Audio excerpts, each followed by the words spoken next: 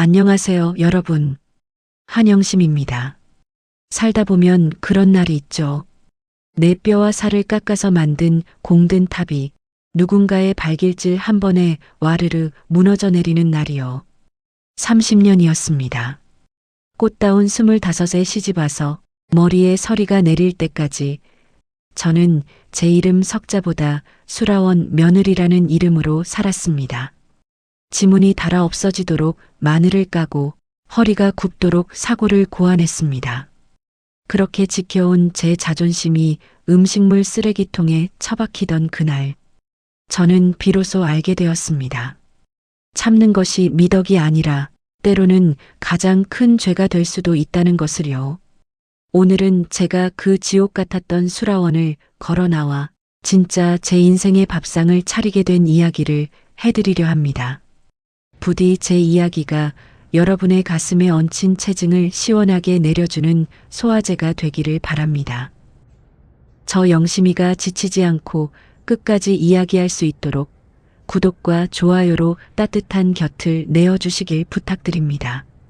자, 그럼 제 인생이 송두리째 뒤바뀐 그날의 기억으로 함께 가보실까요? 그날은 유난히 날이 좋았습니다. 하늘은 눈 시리게 파랗고 마당에 핀 목련이 흐드러지게 웃던 4월의 어느 날이었죠. 하지만 제 속은 숯검정처럼 타들어가고 있었습니다.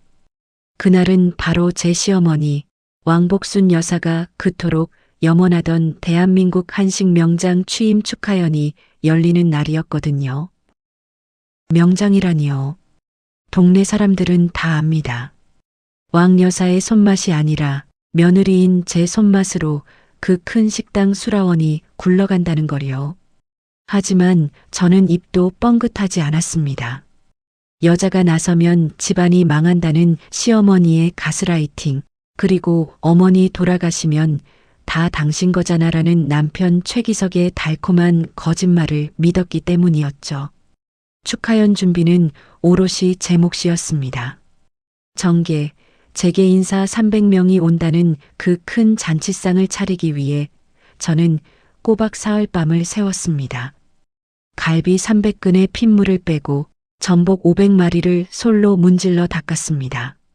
손가락 마디마디가 퉁퉁 부어 주먹이 쥐어지지 않을 정도였지만 저는 웃으며 불 앞에 섰습니다. 오늘이 지나면 그래도 시어머니가 애썼다 한마디는 해주지 않을까 하는 미련한 기대 때문이었죠. 행사 시작 10분 전, 저는 밤새 정성으로 고아낸 효종갱과 궁중 갈비찜을 메인 테이블로 날랐습니다. 음식이 식을까봐 행주로 감싸 안고 종종 걸음을 치며 연회장으로 들어섰을 때였습니다. 화려한 자개장식이 박힌 단상 위, 번쩍이는 비단 한복을 입은 시어머니 왕 여사가 마이크를 잡고 있더군요. 그 옆에는 제 남편 최기석 사장이, 그리고 반대편에는 우리 식당 매니저인 윤 실장이 서 있었습니다. 윤 실장, 30 중반의 젊은 여자, 싹싹하고 일 잘한다며 시어머니가 끔찍이 아끼는 사람이었죠. 그런데 그날따라 윤 실장의 옷차림이 묘했습니다. 마치 자기가 안주인이라도 되는 양 붉은색 개량 한복을 차려입고 시어머니 옆에 딱 붙어서서 하객들에게 인사를 건네고 있었거든요. 정작 며느리인 저는 기름때 묻은 앞치마를 두르고 음식 냄새를 풍기며 서빙을 하고 있는데 말이죠. 저는 애써 불길한 예감을 지우며 메인 테이블에 갈비찜 접시를 내려놓았습니다. 김이 모락모락 나는 제 30년 노하우가 집약된 갈비찜이었습니다. 그때였습니다. 제 쪽을 힐끔 본 시어머니의 미간이 확 구겨지더군요.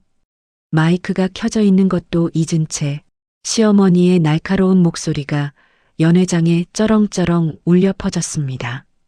에잉 쯧쯧. 야, 너는 생각이 있는 거냐 없는 거냐? 순식간에 300명의 시선이 저에게 꽂혔습니다. 저는 얼굴이 화끈거려 고개도 들지 못한 채 물었습니다. 어머니, 왜 그러세요? 음식이 뭐 잘못됐나요? 음식? 너 지금 꼴을 좀 봐라. 명장 취임식에 그게 무슨 거지발사계 같은 차림이야? 쉰내 풀풀 풍기면서 내 귀한 손님들 비위 상하게 할 작정이야? 쉰내라니요. 그건 밤새 육수를 끓이고 고기를 재우느라 제 몸에 밴 정직한 노동의 땀 냄새였습니다. 음식 냄새였습니다. 억울함에 눈물이 핑 돌았지만 손님들 앞이라 꾹 참으며 말했습니다. 죄송해요, 어머니. 주방에서 일하다가 급하게 나오느라 얼른 음식만 놓고 들어가겠습니다. 제가 황급히 갈비찜 그릇을 정돈하려는데 시어머니가 갑자기 손을 휘저었습니다. 탁 하는 소리와 함께 제 손에 들려있던 국자가 바닥으로 떨어졌습니다. 하지만 시어머니의 분풀이는 거기서 끝나지 않았습니다. 이깟 갈비찜이 문제야? 내 얼굴에 먹칠을 해도 유분수지. 당장 치워. 꼴도 보기 싫으니까. 와장창. 시어머니가 테이블 위에 놓인 갈비찜 접시를 제 발밑으로 쓸어버린 겁니다. 뜨거운 갈비찜 국물이 제 하얀 버선발 위로 튀었고 정성스레 깎아 만든 밤과 은행 고명들이 더러운 바닥으로 나뒹굴었습니다. 3일 밤낮을 세워 만든 제 정성이, 아니 제 30년 인생이 쓰레기 취급을 당하며 바닥에 처박히는 순간이었습니다. 연회장은 물을 끼얹은 듯 조용해졌습니다. 누군가는 혀를 찾고 누군가는 수군거렸습니다. 그 수치심은 칼로 살을 베는 것보다 더 아팠습니다. 바들바들 떨리는 손으로 바닥에 떨어진 고기 한 점을 집어들었을 때 익숙한 구두 한 켤레가 제 앞에 멈춰 섰습니다. 남편이었습니다. 그래도 남편이니까 적어도 이 상황은 수습해 주겠지. 아내가 이렇게 망신을 당하고 있는데 일으켜 세워주겠지. 그런 기대를 품고 젖은 눈으로 남편을 올려다보았습니다. 하지만 남편의 입에서 나온 말은 비수보다 날카로웠습니다. 당신 진짜 구제불능이네. 분위기 파악 안 돼? 어머니 화나신 거 안 보여? 빨리 안 치우고 뭐해? 남편은 저를 일으켜 주기는커녕 더러운 벌레를 보듯 인상을 찌푸리며 뒷걸음질 쳤습니다. 그때 남편의 팔을 살며시 감싸는 손이 있었습니다. 윤 실장이었습니다. 그녀는 짐짓 안타까운 표정을 지으며 하지만 입가에는 비릿한 미소를 머금은 채 말했습니다. 사모님, 얼른 일어나세요. 손님들 보시잖아요. 제가 사람 불러서 치울 테니까 일단 주방으로 가 계세요. 네. 그 말투는 상냥했지만 눈빛은 명백한 조롱이었습니다. 내 자리는 거기 바닥이야. 내 자리는 여기 단상 위고 라고 말하는 듯 했습니다. 저는 그제야 깨달았습니다. 이 사람들은 나를 가족으로 생각한 적이 없구나. 나는 그저 음식을 만들고 뒤치다꺼리를 하는 쓰다 버릴 도구에 불과했구나. 저는 이를 악물고 자리에서 일어났습니다.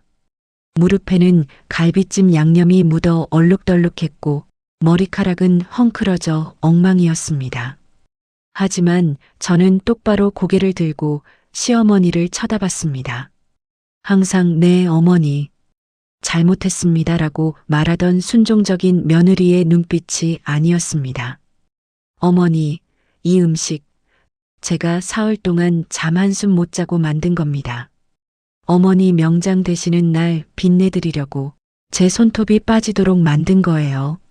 그런데 이걸 이렇게 버리세요?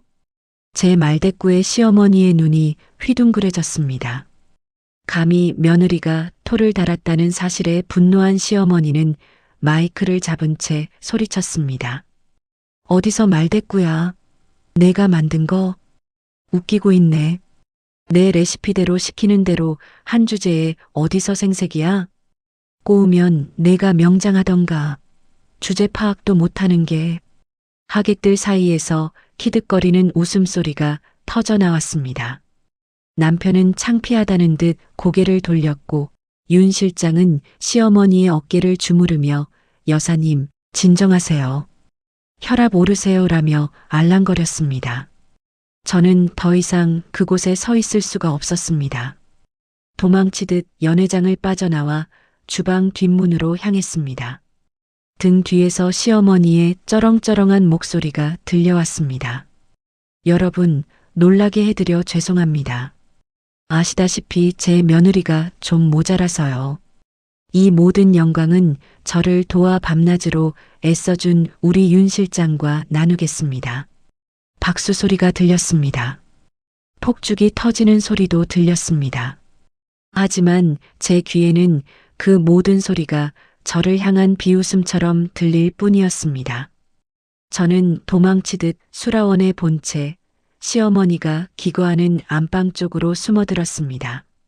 젖은 앞치마를 움켜쥐고 숨을 고르고 있을 때였습니다.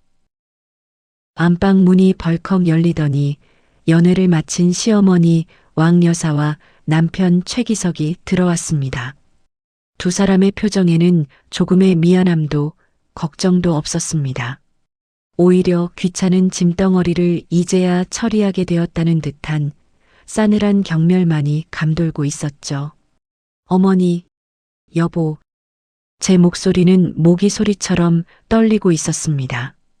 하지만 왕 여사는 저를 쳐다보지도 않은 채 화장대 위에 놓인 서류 봉투를 턱짓으로 가리켰습니다. 앉아라. 긴 말할 것 없다. 숨이 막힐 듯한 정적을 깨고 시어머니가 뱉은 첫마디였습니다. 저는 젖은 치맛자락을 말아 쥐고 바닥에 엉거주춤 앉았습니다. 남편 최기석이 제 앞으로 누런 서류 봉투와 두툼한 장부 하나를 툭 던졌습니다. 이게 뭡니까? 열어봐. 당신 글 읽을 줄 알잖아. 떨리는 손으로 봉투를 열었습니다. 하얀 종이 위에 적힌 검은 글씨들이 제 눈을 찔러왔습니다. 이혼 합의서. 그 5글자를 보는 순간 심장이 쿵 하고 내려앉아 바닥까지 떨어지는 것 같았습니다. 이혼이라니요. 어머니, 제가 오늘 잔치 망친 건 100번, 1000번 잘못했습니다. 하지만 이혼이라니요. 30년을 이 집 귀신으로 살았는데 하루아침에 어떻게. 제가 울먹이며 매달리자 남편 최기석이 코웃음을 쳤습니다. 그 비릿한 웃음소리가 제 귀를 찢는 것 같았습니다. 여보, 당신 진짜 눈치라곤 약에 쓰려도 없구나. 오늘 그 사단을 내고도 이 집에 계속 붙어 있고 싶어? 어머니 명예에 똥칠을 해놓고? 여보, 당신이라도 말려줘요. 그래도 우리 30년 부부잖아. 부부? 우리가 부부였던 적이 있었나? 당신은 그냥 우리 집 식모였지. 그것도 아주 무능하고 눈치 없는 식모. 남편의 입에서 나온 말은 비수보다 날카로웠습니다. 왕 여사가 차가운 목소리로 제 말을 잘랐습니다. 질질 짜지 마라. 듣기 싫다. 그리고 내가 너를 내치려는 건 단순히 오늘 잔치 때문만은 아니다. 자, 이걸 봐라. 왕 여사는 바닥에 놓인 두툼한 장부를 발로 툭 찼습니다. 식자재 매입 장부라고 적힌 낡은 노트였습니다. 그건 제가 매일 새벽 시장을 돌며 콩나물값 10원, 두부값 50원을 아끼려고 피가 마르게 적어 내려갔던 가계부였습니다. 이거 내가 쓴 거 맞지? 네, 맞습니다. 제가 매일 쓰는. 그래, 아주 꼼꼼하게도 적었더구나. 그래서 내가 사람을 시켜서 전수조사를 좀 해봤다. 내가 적은 매입가하고 실제 도매상한테 준 돈하고 차액이 꽤 되더구나. 제 머릿속이 하얗게 변했습니다. 차액이라니요. 저는 맹세코 10원 한 장 허투루 쓴 적 없습니다. 어머니, 그게 무슨 말씀이세요? 저는 횡령 같은 거 한 적 없습니다. 하늘이 알고 땅이 알아요. 시끄럽다. 하늘이 알고 땅이 알기는 여기 증거가 있는데 어디서 오리발이야? 왕 여사가 장부 사이에 끼워져 있던 종이 뭉치를 제 얼굴에 뿌렸습니다. 종이들이 눈처럼 흩날리며 바닥으로 떨어졌습니다. 그건 제가 본 적도 없는 영수증들과 입금 내역서였습니다. 보내는 사람은 한영심, 받는 사람은 한만수, 제 돌아가신 친정 아버지 이름이었습니다. 액수는 한 번에 수백만 원씩 합치면 수억 원이 넘는 돈이었습니다. 이건 조작이에요. 아버지는 돌아가신 지가 언젠데 제가 어떻게 돈을 보냅니까? 어머니, 이거 누가 만든 겁니까? 네. 억울함에 가슴이 터질 것 같아서 소리를 질렀습니다. 하지만 왕 여사는 눈 하나 깜짝하지 않았습니다. 오히려 싸늘한 미소를 지으며 혀를 찼습니다. 쯧쯧, 죽은 애비 팔아서 돈 빼돌리는 년인 줄은 알았다만 이렇게 뻔뻔할 줄은 몰랐구나. 내가 그동안 빼돌린 돈이 어림잡아 5억은 넘더라. 이걸로 친정 빚 갚고 내 동생들 뒤치다꺼리한 거 내가 모를 줄 알았어? 아닙니다. 절대 아니에요. 제 동생들은 연락 끊긴 지가 10년이 넘었어요. 어머니도 아시잖아요. 아이고 시끄러워. 야, 최 사장. 너 뭐하니? 경찰 부를까? 왕 여사가 남편에게 눈짓을 하자 남편이 험악한 표정으로 제게 다가왔습니다. 당신 좋게 말할 때 도장 찍어. 이거 업무상 횡령이야. 콩밥 먹고 싶어? 간방 가서 썩고 싶냐고. 여보, 당신까지 왜 이래? 나 알잖아. 내가 옷 한 벌 사 입은 적 있어? 화장품 하나 제대로 산 적 있냐고. 당신 속옷 구멍 나면 기워 입히면서 아끼고 산 게 나야. 그런데 횡령이라니. 당신 정말 나한테 이러면 안 돼. 저는 남편의 바짓가랑이를 잡고 매달렸습니다. 지푸라기라도 잡는 심정이었습니다. 이 억울한 누명을 쓰고 쫓겨날 수는 없었습니다. 하지만 남편은 제 손을 거칠게 발로 걷어찼습니다. 하는 비명과 함께 저는 바닥으로 나뒹굴었습니다. 손목이 꺾인 듯 욱신거렸지만 육체의 고통보다 더 아픈 건 심장이 찢겨나가는 듯한 배신감이었습니다. 구질구질하게 굴지 마. 정 떨어지니까. 그리고 당신 위자료니 재산 분할이니 그딴 소리 입도 뻥긋하지 마. 횡령 금액으로 퉁치는 걸로 해줄 테니까. 아니지. 5억이면 당신이 갚아야 할 돈이 더 많아. 우리가 선심 써서 고소 안 하는 걸 다행으로 알라고. 그들은 치밀했습니다. 저를 빈털터리로 내쫓기 위해 완벽한 시나리오를 짜놓은 것이었습니다. 제가 밤새 갈비찜을 만들고 있을 때 그들은 저를 감옥에 보내내 만회하는 협박 거리를 만들고 있었던 겁니다. 도장 못 찍습니다. 저는 억울해서 못 찍어요. 경찰 불러요. 가서 다 밝힐 거예요. 장부 필적 감정도 하고 계좌 추적도 다 해달라고 할 거예요. 제가 악에 받쳐 소리치자 왕 여사가 자리에서 벌떡 일어났습니다. 그러더니 성큼성큼 다가와 제 뺨을 후려쳤습니다. 짝! 고개가 돌아갈 정도로 매운 손길이었습니다. 입안이 터져 비릿한 피 맛이 느껴졌습니다. 이게 어디서 표독스럽게 눈을 부라려? 경찰? 그래 불러라. 부르면 내년만 간방 가지. 우리 수라원 명성에 흠집이라도 날 것 같으냐? 그리고 내가 간방 가면 그나마 남은 내 동생들은 어쩌고? 그놈들도 공범으로 엮어서 싹 다 집어넣어 줄까? 동생들. 어린 시절 헤어진 연락조차 닿지 않는 불쌍한 동생들을 인질로 삼다니요. 왕 여사는 제가 무엇을 가장 무서워하는지 정확히 알고 있었습니다. 저는 입술을 깨물며 바닥에 엎드렸습니다. 분노가 치밀어 올라 온몸이 사시나무 떨듯 떨렸지만 할 수 있는 게 없었습니다. 그들은 돈도 권력도 심지어 법도 쥐락펴락하는 사람들이었습니다. 저 같은 부엌대기가 덤벼서 이길 수 있는 상대가 아니었습니다. 그때 남편이 제 귀에 대고 낮은 목소리로 속삭였습니다. 그리고 한 가지 더 알려줄까? 윤 실장 말이야. 임신했어. 아들이래. 머릿속에서 폭탄이 터진 것 같았습니다. 임신, 아들. 제가 10년 동안 난임병원을 다니며 주사를 맞고 쓴 한약을 삼키며 그토록 원했던 아이. 결국 포기할 수밖에 없었던 그 아이를 그 여자가 가졌다는 겁니다. 거짓말, 거짓말이야. 거짓말 아니야. 병원 가서 확인도 다 했어. 어머니가 얼마나 좋아하시는지 알아? 당신 같은 불임 나무랑은 차원이 다르지. 그러니까 주제 파악하고 빠져주라고. 우리 복덩이 들어올 자리에 재수없는 당신이 버티고 있지 말고. 남편은 킬킬거리며 웃었습니다. 그 웃음소리가 악마의 속삭임처럼 들렸습니다. 제 자궁이 텅 비어 있다는 이유로 제 존재마저 텅 빈 껍데기 취급을 받고 있었습니다. 더 이상 버틸 힘이 없었습니다. 정신이 아득해지면서 눈앞이 캄캄해졌습니다.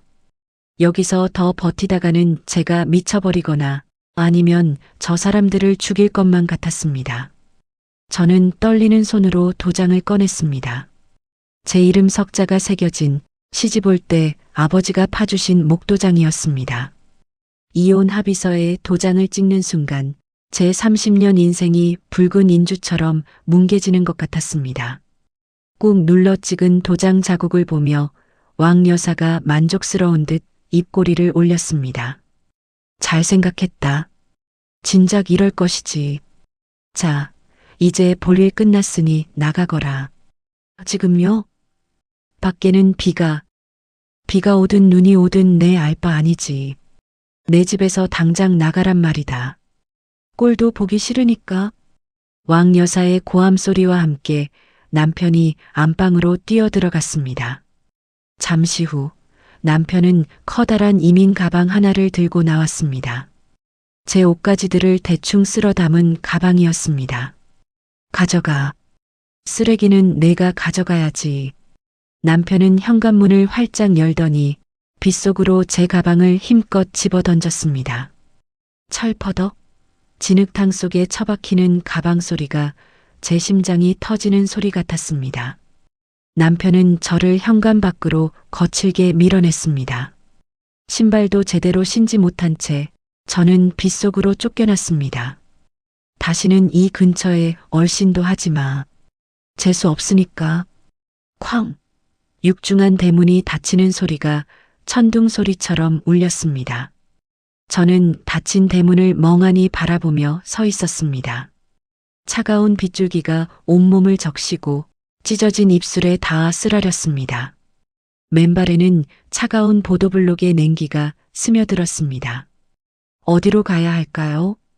갈 곳이 없었습니다. 친정도 없고 돈도 없고 친구도 없었습니다. 30년 동안 저는 이 집의 부속품으로만 살았습니다. 수라원 주방이 제 세상의 전부였고 시어머니의 인정이 제 인생의 목표였습니다. 그런데 그 모든 것이 거짓이었고 기만이었고 착취였습니다. 비틀거리며 일어섰습니다. 진흙투성이가 된 가방을 질질 끌며 골목길을 걸어 내려갔습니다. 가로등 불빛 아래 비친 제 모습은 영락없는 미친 여자였습니다. 한참을 걷다 보니 대로변에 우뚝 솟은 수라원 간판이 보였습니다. 대한민국 한식 명가 수라원.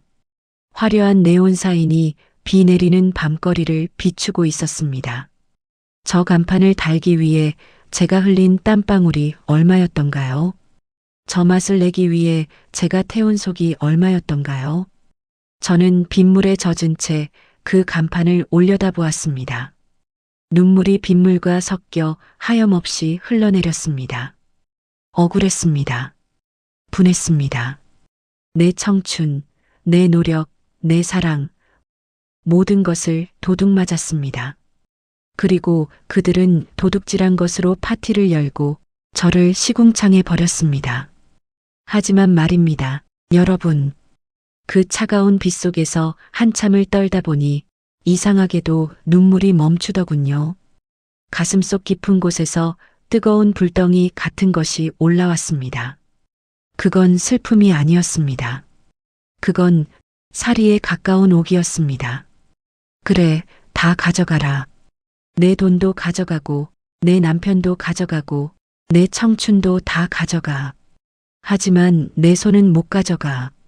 내 머릿속에, 내 혀끝에, 내 손마디에 박힌 기술은 절대 못 훔쳐가.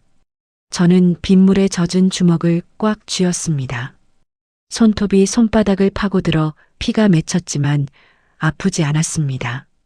왕여사, 그리고 최기석. 너희들이 버린 게 쓰레기가 아니라 다이아몬드였다는 걸 뼈저리게 후회하게 만들어줄 거야. 지금 내가 흘리는 이 피눈물, 언젠가 너희들 눈에서 피고름으로 쏟아지게 해줄게. 저는 짐 가방을 다시 고쳐 메고 어둠 속으로 걸음을 옮겼습니다. 갈 곳은 단 한 군데뿐이었습니다. 돌아가신 친정 엄마의 유품이 보관된 산동네의 낡고 허름한 창고방. 그곳에 가면 엄마 냄새라도 맡을 수 있을 것 같았습니다. 엄마라면 저를 안아줄 것 같았습니다. 비는 그칠 줄 모르고 쏟아졌습니다. 제 30년 인생의 일막은 그렇게 처참하게 막을 내렸습니다. 가진 것 하나 없이 억울한 누명을 쓰고 빗속으로 쫓겨난 여자가 되어서 말이죠. 하지만 저는 죽지 않았습니다. 살아남아서 이 지독한 복수극의 끝을 봐야 했으니까요. 이 비가 그치면 저는 다시 태어날 겁니다. 순에 빠진 며느리 한영심이 아니라 도끼를 품은 요리사 한영심으로 말이죠.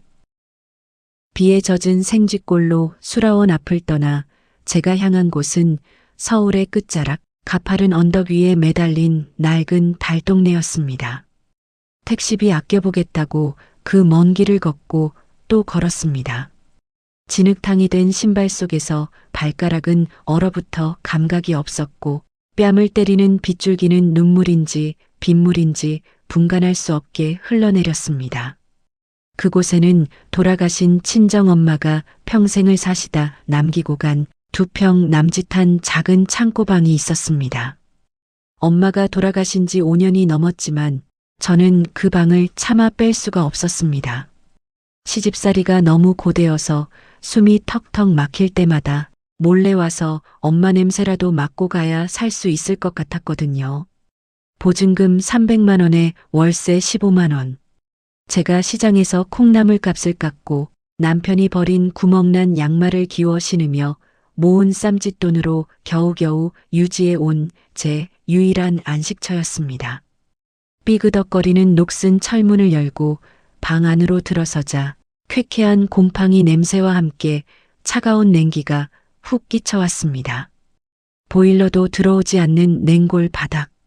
그곳에는 엄마가 생전에 쓰시던 낡은 자개장 하나와 제가 어릴 때부터 밥상으로 쓰던 앉은뱅이 책상, 그리고 구석에 놓인 낡은 뒤주 하나가 전부였습니다. 저는 젖은 가방을 구석에 던져두고 엄마의 영정사진이 놓인 자개장 앞에 털썩 주저앉았습니다. 사진 속 엄마는 환하게 웃고 계셨습니다. 평생 남의 집 식모살이를 하며 저 하나만 바라보고 사셨던 분. 가진 것 없어도 마음만은 부자라며 늘 베풀고 사셨던 분. 그런 엄마를 저는 30년 전 그 화려한 수라원 집안으로 시집가면서 버리듯 떠나왔습니다. 부잣집 며느리가 되어 호강시켜드리겠다는 약속은커녕 임종조차 제대로 지키지 못했던 불효녀가 바로 저였습니다. 엄마, 나왔어. 영심이 왔어. 목이 메어 말이 나오지 않았습니다. 차가운 방바닥에 엎드려 짐승처럼 울부짖었습니다. 30년을 바쳤습니다. 내 청춘, 내 건강, 내 자존심까지 다 갈아 넣었습니다. 그런데 돌아온 건 횡령범이라는 누명과 이혼 서류, 그리고 빗속으로 내동댕이 쳐진 옷가방 하나뿐이었습니다. 엄마, 나 너무 억울해. 나 열심히 살았잖아. 시어머니가 때리면 맞고 남편이 무시하면 참으면서 그렇게 살면 복 받는다고 엄마가 그랬잖아. 근데 이게 뭐야? 이게 내 복이야? 아무리 소리쳐도 대답 없는 사진을 원망하며 한참을 울다 보니 탈진해서 그대로 바닥에 쓰러졌습니다. 얼마나 지났을까요? 새벽녘의 푸르스름한 빛이 창문 틈으로 스며들 때쯤 저는 한기로 몸을 떨며 눈을 떴습니다. 배가 고픈 것도 몸이 아픈 것도 느껴지지 않았습니다. 그저 이 지독한 현실에서 도망치고 싶다는 생각뿐이었습니다. 그때 제 눈의 구석에 놓인 낡은 뒤주가 들어왔습니다. 어릴 적 엄마는 저 뒤주 안에 귀한 것들을 숨겨두곤 하셨습니다. 설날에 먹을 곶감, 아버지 제사상에 올릴 약과 그리고 저 시집갈 때 주려고 모아두셨던 쌈짓돈까지 엄마의 보물 창고이자 우리 모녀의 비밀 공간이었던 그 뒤주.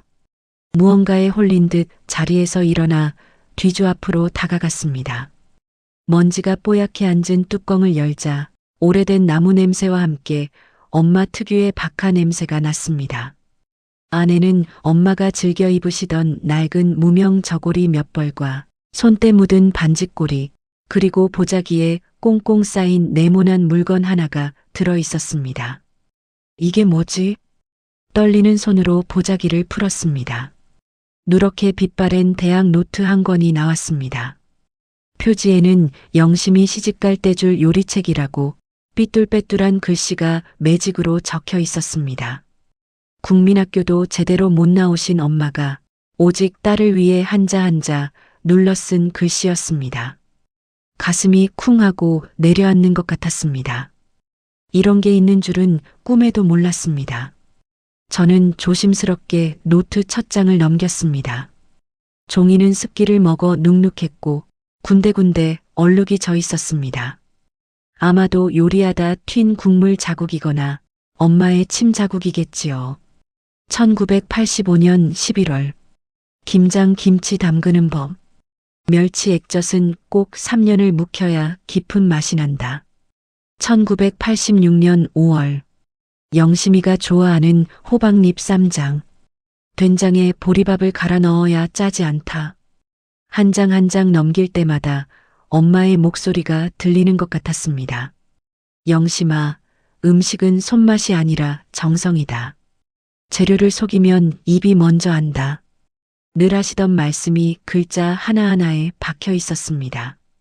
그런데 노트의 중간쯤을 넘기던 제 손이 딱 멈췄습니다. 거기에는 붉은색 볼펜으로 별표까지 그려진 레시피 하나가 적혀 있었습니다. 만능 맛간장 비법. 절대 남에게 알려주지 말 것. 숨이 턱 막혔습니다. 만능 맛간장. 지금의 수라원을 대한민국 최고의 맛집으로 만들어준 1등 공신. 시어머니 왕여사가 왕씨 가문의 100년 비법이라며 방송에 나와 자랑하던 바로 그 간장. 그 레시피가 왜 엄마의 노트에 적혀 있는 걸까요? 저는 눈을 비비고 다시 읽어 내려갔습니다. 검은 콩과 표고버섯을 먼저 볶아서 향을 내고 거기에 배와 양파를 껍질째 넣어 5시간을 달인다. 마지막에 청양고추 씨를 넣어 칼칼한 맛을 더한다. 소름이 돋았습니다. 토시 하나 틀리지 않았습니다. 제가 수라원 주방에서 30년 동안 시어머니의 지시대로 매일같이 다렸던 그 간장 레시피와 완벽하게 똑같았습니다. 아니, 더 정확했습니다. 시어머니는 항상 마지막 비법은 며느리한테도 안 알려준다며 저를 주방 밖으로 내보내고 무언가를 넣곤 했는데 그게 바로 청양고추 씨였던 겁니다. 이게 어떻게 손이 부들부들 떨렸습니다. 다급하게 다음 장을 넘겼습니다. 임금님도 반하는 보리굴비 양념, 입맛 돋우는 매실 장아찌 무침, 수라원의 메뉴판에 적힌 대표 음식들의 레시피가 줄줄이 이어졌습니다. 날짜를 확인했습니다. 1988년, 1989년. 제가 시집가기 훨씬 전 수라원이 아직 동네 작은 백반집이던 시절에 적힌 것들이었습니다. 기억의 파편들이 하나둘 맞춰지기 시작했습니다. 제가 최기석과 결혼한다고 했을 때 시어머니는 유독 저희 친정집에 자주 드나드셨습니다. 사돈댁 음식 솜씨가 보통이 아니라고 들었다며 좁은 단칸방 부엌에 앉아 엄마가 해주시는 밥을 얻어먹고 가곤 하셨죠. 그때 엄마는 순진하게 웃으며 말씀하셨습니다. 우리 영심이 시집가서 사랑받으려면 제가 아는 건 다 알려드려야지요. 사부인, 이 간장은 제가 매주 띄울 때부터 연구한 건데, 그때 시어머니의 눈빛이 번뜩이던 것을 저는 기억합니다. 탐욕스럽게 엄마의 입술을 주시하고 엄마가 부엌을 비운 사이 냄비 뚜껑을 열어보던 그 모습을요. 그리고 결혼식 직후 엄마는 갑자기 알아누우셨습니다. 병원에서는 원인을 알 수 없다고 했습니다. 그저 가슴에 맺힌 게 많아서 생긴 화병이라고만 했습니다. 엄마가 돌아가시기 직전 제 손을 잡고 하셨던 말씀이 떠올랐습니다. 영심아, 조심해라. 그 사람들, 무서운 사람들이다. 내 것을 다 가져갔어. 그때는 그게 무슨 말인지 몰랐습니다. 그저 헛소리라고 생각했습니다. 엄마가 잃어버린 게 건강인 줄로만 알았습니다. 그런데 아니었습니다. 엄마가 잃어버린 건 평생을 연구하고 지켜온 엄마의 자존심이자 인생 그 자체였던 겁니다. 아, 저는 비명을 지르며 노트를 가슴에 끌어안았습니다. 분노가 머리끝까지 치솟아 혈관이 터질 것만 같았습니다. 도둑이었습니다. 왕 여사는 단순한 악덕 시어머니가 아니었습니다. 가난하고 배운 것 없는 우리 엄마의 등골을 빼먹고 그 기술을 훔쳐서 자기 것인 양포장의 부귀영화를 누린 파렴치한 도둑년이었습니다. 그리고 그것도 모자라 그 딸인 저를 며느리로 들여 30년 동안 노예처럼 부려먹고는 헌신짝처럼 버린 것입니다. 어떻게 사람이 이럴 수가 있어? 우리 엄마가 어떻게 만든 건데 시장 바닥에 쭈그리고 앉아서 손이 다 부르트도록 만든 건데 노트 위로 뜨거운 눈물이 뚝뚝 떨어져 글씨를 번지게 했습니다. 왕 여사가 방송에 나와 우아하게 웃으며 했던 인터뷰가 귓가에 맴돌았습니다. 이 맛간장은 제가 친정 어머니께 물려받아 3대를 이어온 비법입니다. 제 인생의 철학이 담겨 있죠. 철학? 인생? 개소리였습니다. 그건 우리 엄마의 인생이었습니다. 엄마는 자신의 보물이 도둑맞은 걸 알면서도 혹여나 딸이 시집살이 하다가 미움받을까봐 입 한 번 번긋 못하고 속만 끓이다가 돌아가신 겁니다. 그 억울함이 얼마나 컸으면 눈도 제대로 감지 못하셨을까요? 저는 벌떡 일어났습니다. 벽에 걸린 거울 속에 비친 제 모습은 헝클어진 머리에 퉁퉁 부은 눈, 영락없는 폐잔병의 몰골이었습니다. 하지만 눈빛만은 달랐습니다.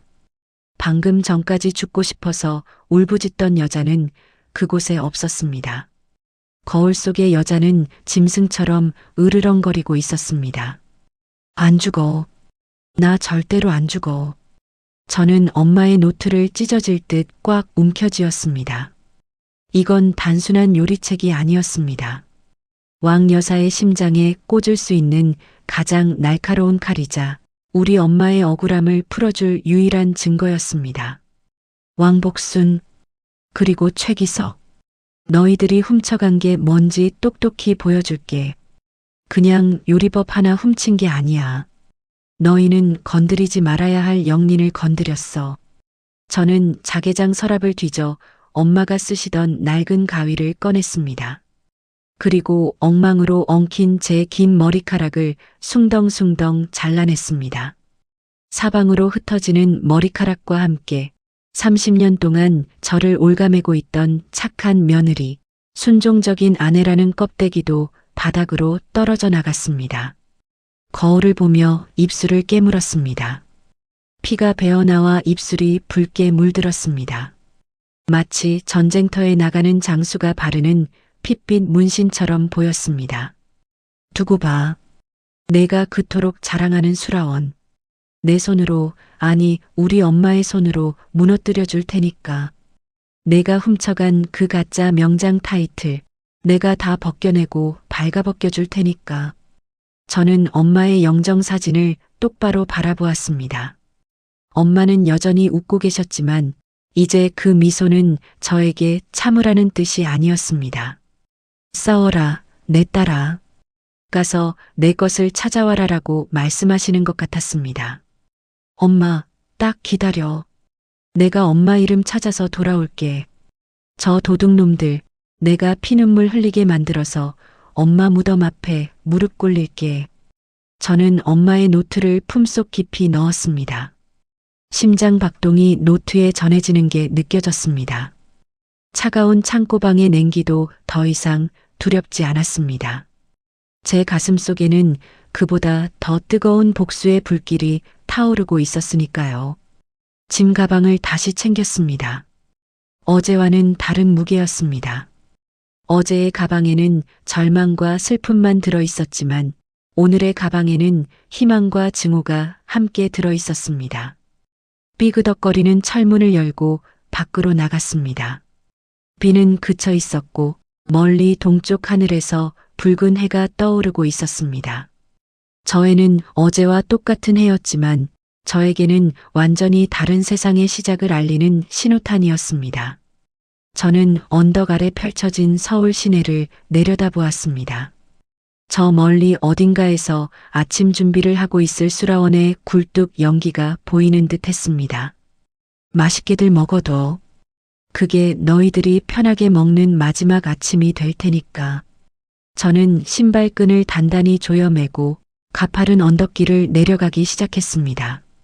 한 걸음 한 걸음 바닥을 치고 올라오는 여자의 발걸음이 얼마나 무서운지 세상에 보여줄 시간이었습니다.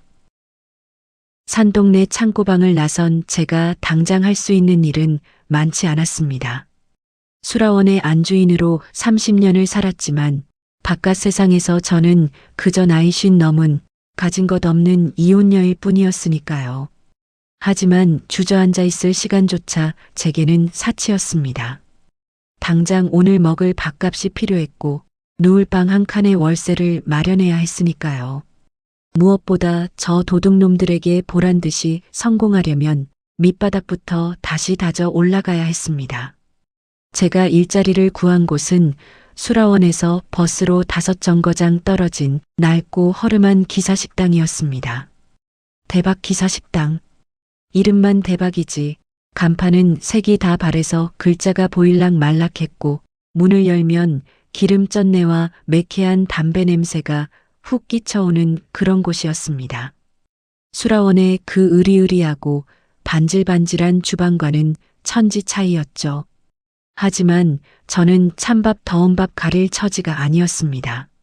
아줌마, 여기 설거지 좀 빨리빨리 해. 그릇이 없어서 밥을 못 퍼주잖아. 네, 사장님. 금방 나갑니다.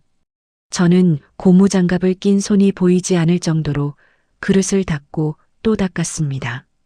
하루 종일 허리 한번 펴지 못하고 서서 남들이 먹다 남긴 음식 찌꺼기를 치우고 기름때 낀 접시를 닦아냈습니다.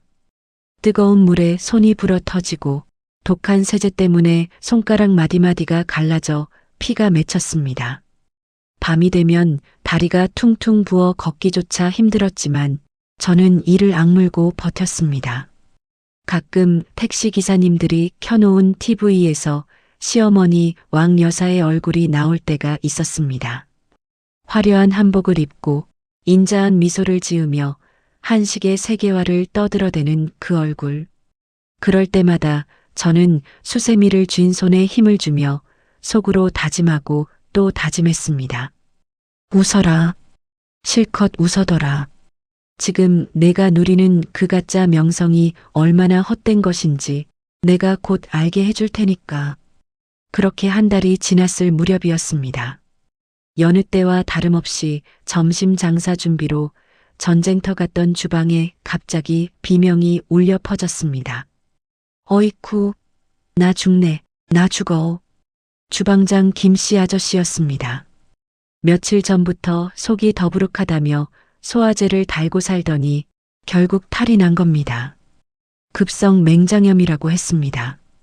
119 구급대원들이 들것에 김씨 아저씨를 실어나가고 식당 주인인 박 사장님은 사색이 되어 발을 동동 구르고 있었습니다. 아이고, 일을 어째. 지금 점심시간 코앞인데 주방장이 없으면 장사를 어떻게 해?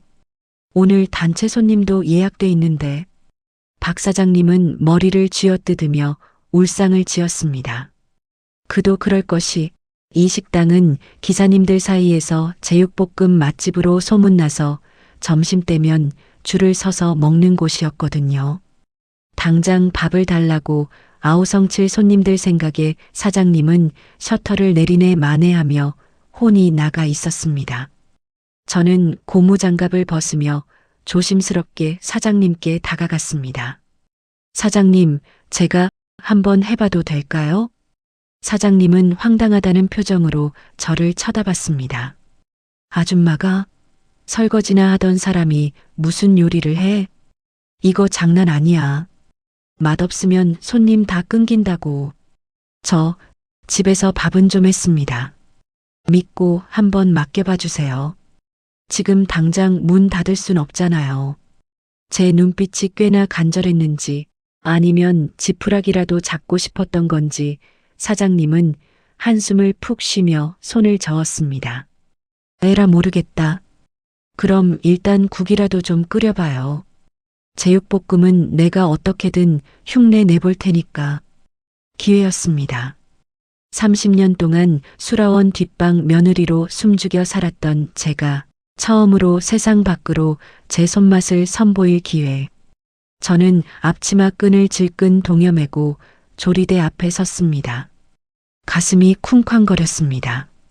익숙한 칼자루를 잡는 순간 묘한 전율이 손끝을 타고 전해졌습니다. 엄마, 나 좀 도와줘. 엄마가 노트에 적어준 대로, 아니 엄마가 가르쳐준 그 맛 그대로 한번 해볼게. 오늘의 국 메뉴는 시래기 된장국이었습니다. 가장 평범하지만 그래서 가장 맛을 내기 어려운 음식이었죠. 저는 냉장고 구석에 처박혀 있던 시들한 시래기를 꺼냈습니다. 보통 식당에서는 조미료를 듬뿍 넣어 감칠맛을 내지만 저는 그러고 싶지 않았습니다. 기사님들은 하루 종일 운전하느라 속이 더부룩하고 소화가 안 되는 분들이 많으니까요. 속을 편안하게 달래주는 엄마표 된장국이 필요했습니다. 먼저 쌀뜨물을 넉넉하게 받았습니다. 그리고 멸치와 다시마, 마른 새우를 넣고 진하게 육수를 우려냈습니다. 육수가 끓는 동안 시래기 껍질을 하나하나 벗겨냈습니다. 질긴 껍질을 벗겨내야 식감이 부드러워지고 간이 잘 배니까요. 손이 많이 가는 작업이라 사장님이 옆에서 아니, 바빠 죽겠는데 그걸 언제 다 까고 있어 하며 타박했지만 저는 들은 채도 하지 않았습니다. 음식은 정성입니다. 그 작은 차이가 명품을 만드는 법이라는 걸 저는 누구보다 잘 알고 있었으니까요. 잘 손질한 시래기를 된장과 고추장, 다진 마늘에 조물조물 묻혔습니다. 그리고 끓는 육수에 퐁당 넣고 센 불에서 팔팔 끓이다가 약한 불로 줄여 뭉근하게 달였습니다. 마지막 비법은 엄마의 노트에 적혀 있던 들깨 가루와 청양고추였습니다. 구수하면서도 칼칼한 맛, 그러면서도 뒷맛이 개운한 그 맛. 보글보글 끓어오르는 된장국 냄새가 좁은 주방을 가득 채우고 홀까지 퍼져나갔습니다. 기름 쩐내만 진동하던 식당에 구수한 고향의 냄새가 퍼지자 웅성거리던 손님들이 하나둘 코를 킁킁거리기 시작했습니다. 이게 무슨 냄새야? 냄새 한번 기가 막히네. 이야, 구수하다. 꼭 우리 할머니가 끓여주시던 냄새 같은데? 점심시간이 되자 택시 기사님들이 물밀듯이 밀려들어 왔습니다. 박 사장님은 반신반의하며 국자를 들고 국을 퍼날랐습니다. 저는 조마조마한 마음으로 주방 문틈으로 홀을 지켜봤습니다. 한 숟가락, 두 숟가락. 국물을 맛본 기사님들의 표정이 달라지기 시작했습니다. 후루룩 소리를 내며 국 그릇째 들고 마시는 분, 시원하다 하며 탄성을 지르는 분. 사장, 오늘 주방장 바뀌었어? 국물 맛이 왜 이래? 아주 끝내주는데? 그러게 말이야. 속이 확 풀리네. 나 원래 국물 잘 안 먹는데 이건 밥 말아 먹어야겠어. 여기 공깃밥 하나 추가요. 여기저기서 밥 달라는 소리가 빗발쳤습니다. 박 사장님의 눈이 휘둥그레졌습니다. 평소에는 제육볶음만 찾던 손님들이 오늘은 된장국만 리필해 달라고 아우성이었으니까요. 사장님이 주방으로 달려와 제 어깨를 치며 소리쳤습니다. 아줌마, 아니, 영심씨, 도대체 국에다 뭘 넣은 거야? 마약이라도 넣었어? 손님들이 난리가 났어. 저는 땀범벅이 된 얼굴을 닦으며 빙긋 웃었습니다. 아니에요. 그냥 정성 좀 넣었습니다. 그날 점심 식당은 개업 이래 최고의 매출을 찍었습니다. 준비한 재료가 다 떨어져서 못 팔 정도였으니까요. 설거지 더미는 산처럼 쌓였지만 저는 하나도 힘들지 않았습니다.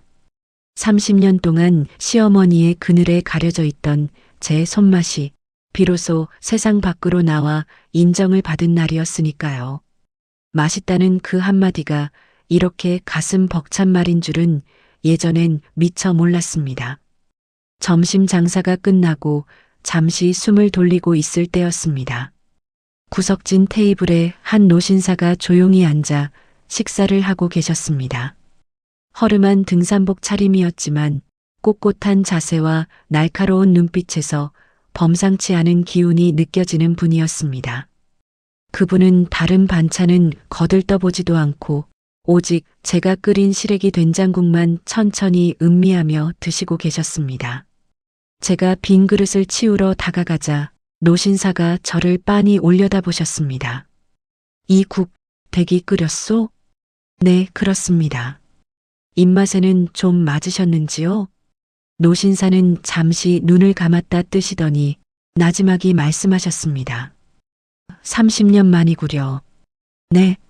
내 어머니가 돌아가신 뒤로 수많은 산해진미를 먹어봤지만 이 맛은 한 번도 못 봤소. 투박하지만 깊고 거칠지만 부드러운, 이건 혀로 먹는 음식이 아니라 가슴으로 먹는 음식이요. 가슴이 뭉클해졌습니다. 제가 엄마의 노트를 보며 만들 때 느꼈던 그 마음을 이 낯선 손님이 알아봐 준 것 같았으니까요. 감사합니다. 재료가 변변치 않아서 부끄럽습니다. 아니요. 재료가 문제가 아니지. 만드는 사람의 마음이 들어간 게지. 혹시 이름이 어떻게 되시오? 한영심이라고 합니다. 한영심, 기억해두리다. 노신사는 지갑에서 현금을 꺼내 밥값을 치르시고는 명함 한 장을 테이블 위에 올려두고 나가셨습니다. 저는 행주로 식탁을 닦다가 무심코 그 명함을 집어들었습니다. 그리고 저는 제 눈을 의심했습니다. 오성식품그룹 회장 송진우. 오성식품. 우리나라 사람이라면 모르는 사람이 없는 식품업계에 살아있는 전설이자 굴지의 대기업이었습니다. 마트에 가면 진열대를 꽉 채우고 있는 그 수많은 간장, 고추장, 된장을 만드는 회사의 회장님이 이런 허름한 기사식당에서 국밥을 드시고 가셨다니요. 손이 덜덜 떨렸습니다. 혹시 몰라 명함을 앞치마 주머니 깊숙한 곳에 찔러 넣었습니다. 그날 이후 기사식당은 된장국 맛집으로 소문이 나서 문전성시를 이뤘습니다.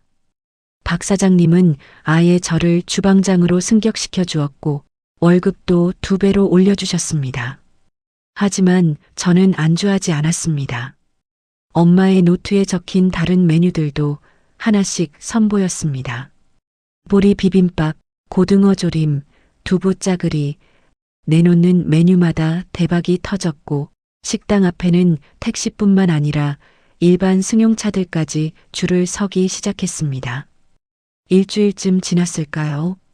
저녁 장사를 준비하고 있는데 식당 문이 열리며 검은 양복을 입은 건장한 남자들이 들어왔습니다. 그리고 그 뒤로 며칠 전 그 노신사 송 회장님이 들어오셨습니다. 등산복이 아닌 말끔한 정장 차림이었습니다. 식당 안이 순식간에 조용해졌습니다. 회장님, 누추한 곳까지 어인 일이십니까? 박 사장님이 버선발로 뛰어나가 굽신거렸지만 송 회장님의 시선은 오직 주방에 서 있는 저에게 꽂혀 있었습니다. 회장님은 뚜벅뚜벅 걸어와 제 앞에 섰습니다. 한영심 선생, 내가 지난번에 두고 간 명함 아직 가지고 있소? 네, 가지고 있습니다. 다행이구려. 내가 오늘 온 건 밥을 먹으러 온 게 아니오. 선생에게 제안할 게 있어서 왔소. 제안, 이라니요? 송 회장님은 주변을 한번 둘러보시더니 진지한 표정으로 말씀하셨습니다. 내 평생을 바쳐 일군 오성식품에서 이번에 새로운 한식 브랜드를 런칭하려고 하오. 공장에서 찍어내는 인스턴트 맛이 아니라 진짜 어머니의 손맛을 담은 프리미엄 브랜드를 만들고 싶소. 그 프로젝트의 총괄 셰프를 선생이 맡아주었으면 하오. 심장이 멎는 것 같았습니다. 대기업의 총괄 셰프라니요. 고작 기사식당 주방 아줌마인 저에게 그건 너무나 과분하고 믿기지 않는 제안이었습니다. 회장님, 저는 그럴 자격이 없는 사람입니다. 배운 것도 없고 가진 것도 없고 게다가 저는 이혼녀에 정가가 생길지도 모르는 사람입니다. 제 과거가 발목을 잡을까봐 두려웠습니다. 수라원에서 쫓겨날 때 뒤집어 쓴 횡령 누명, 그게 언제 터질지 모르는 시한폭탄이었으니까요. 하지만 송 회장님은 빙그레 웃으셨습니다. 자격? 그 자격이라는 게 뭐요? 명문대 졸업장? 유학파 경력? 아니면 TV에 나와서 떠들어대는 유명세? 나한테 그런 건 휴지 조각만도 못하오. 내가 필요한 건 진짜 백이요. 흙 속에 묻혀 있어도 빛이 나는 보석 같은 사람 말이요. 나는 선생의 음식에서 그 빛을 봤소. 회장님은 제 두 눈을 똑바로 응시하며 말씀하셨습니다. 그리고 선생의 그 사연 있는 눈빛, 억울함과 분노, 그리고 오기가 서려 있는 그 눈빛이 마음에 들었소. 사람은 배가 고파봐야 진짜 밥맛을 알고 바닥을 쳐봐야 높이 뛸 수 있는 법이지. 나도 그랬으니까.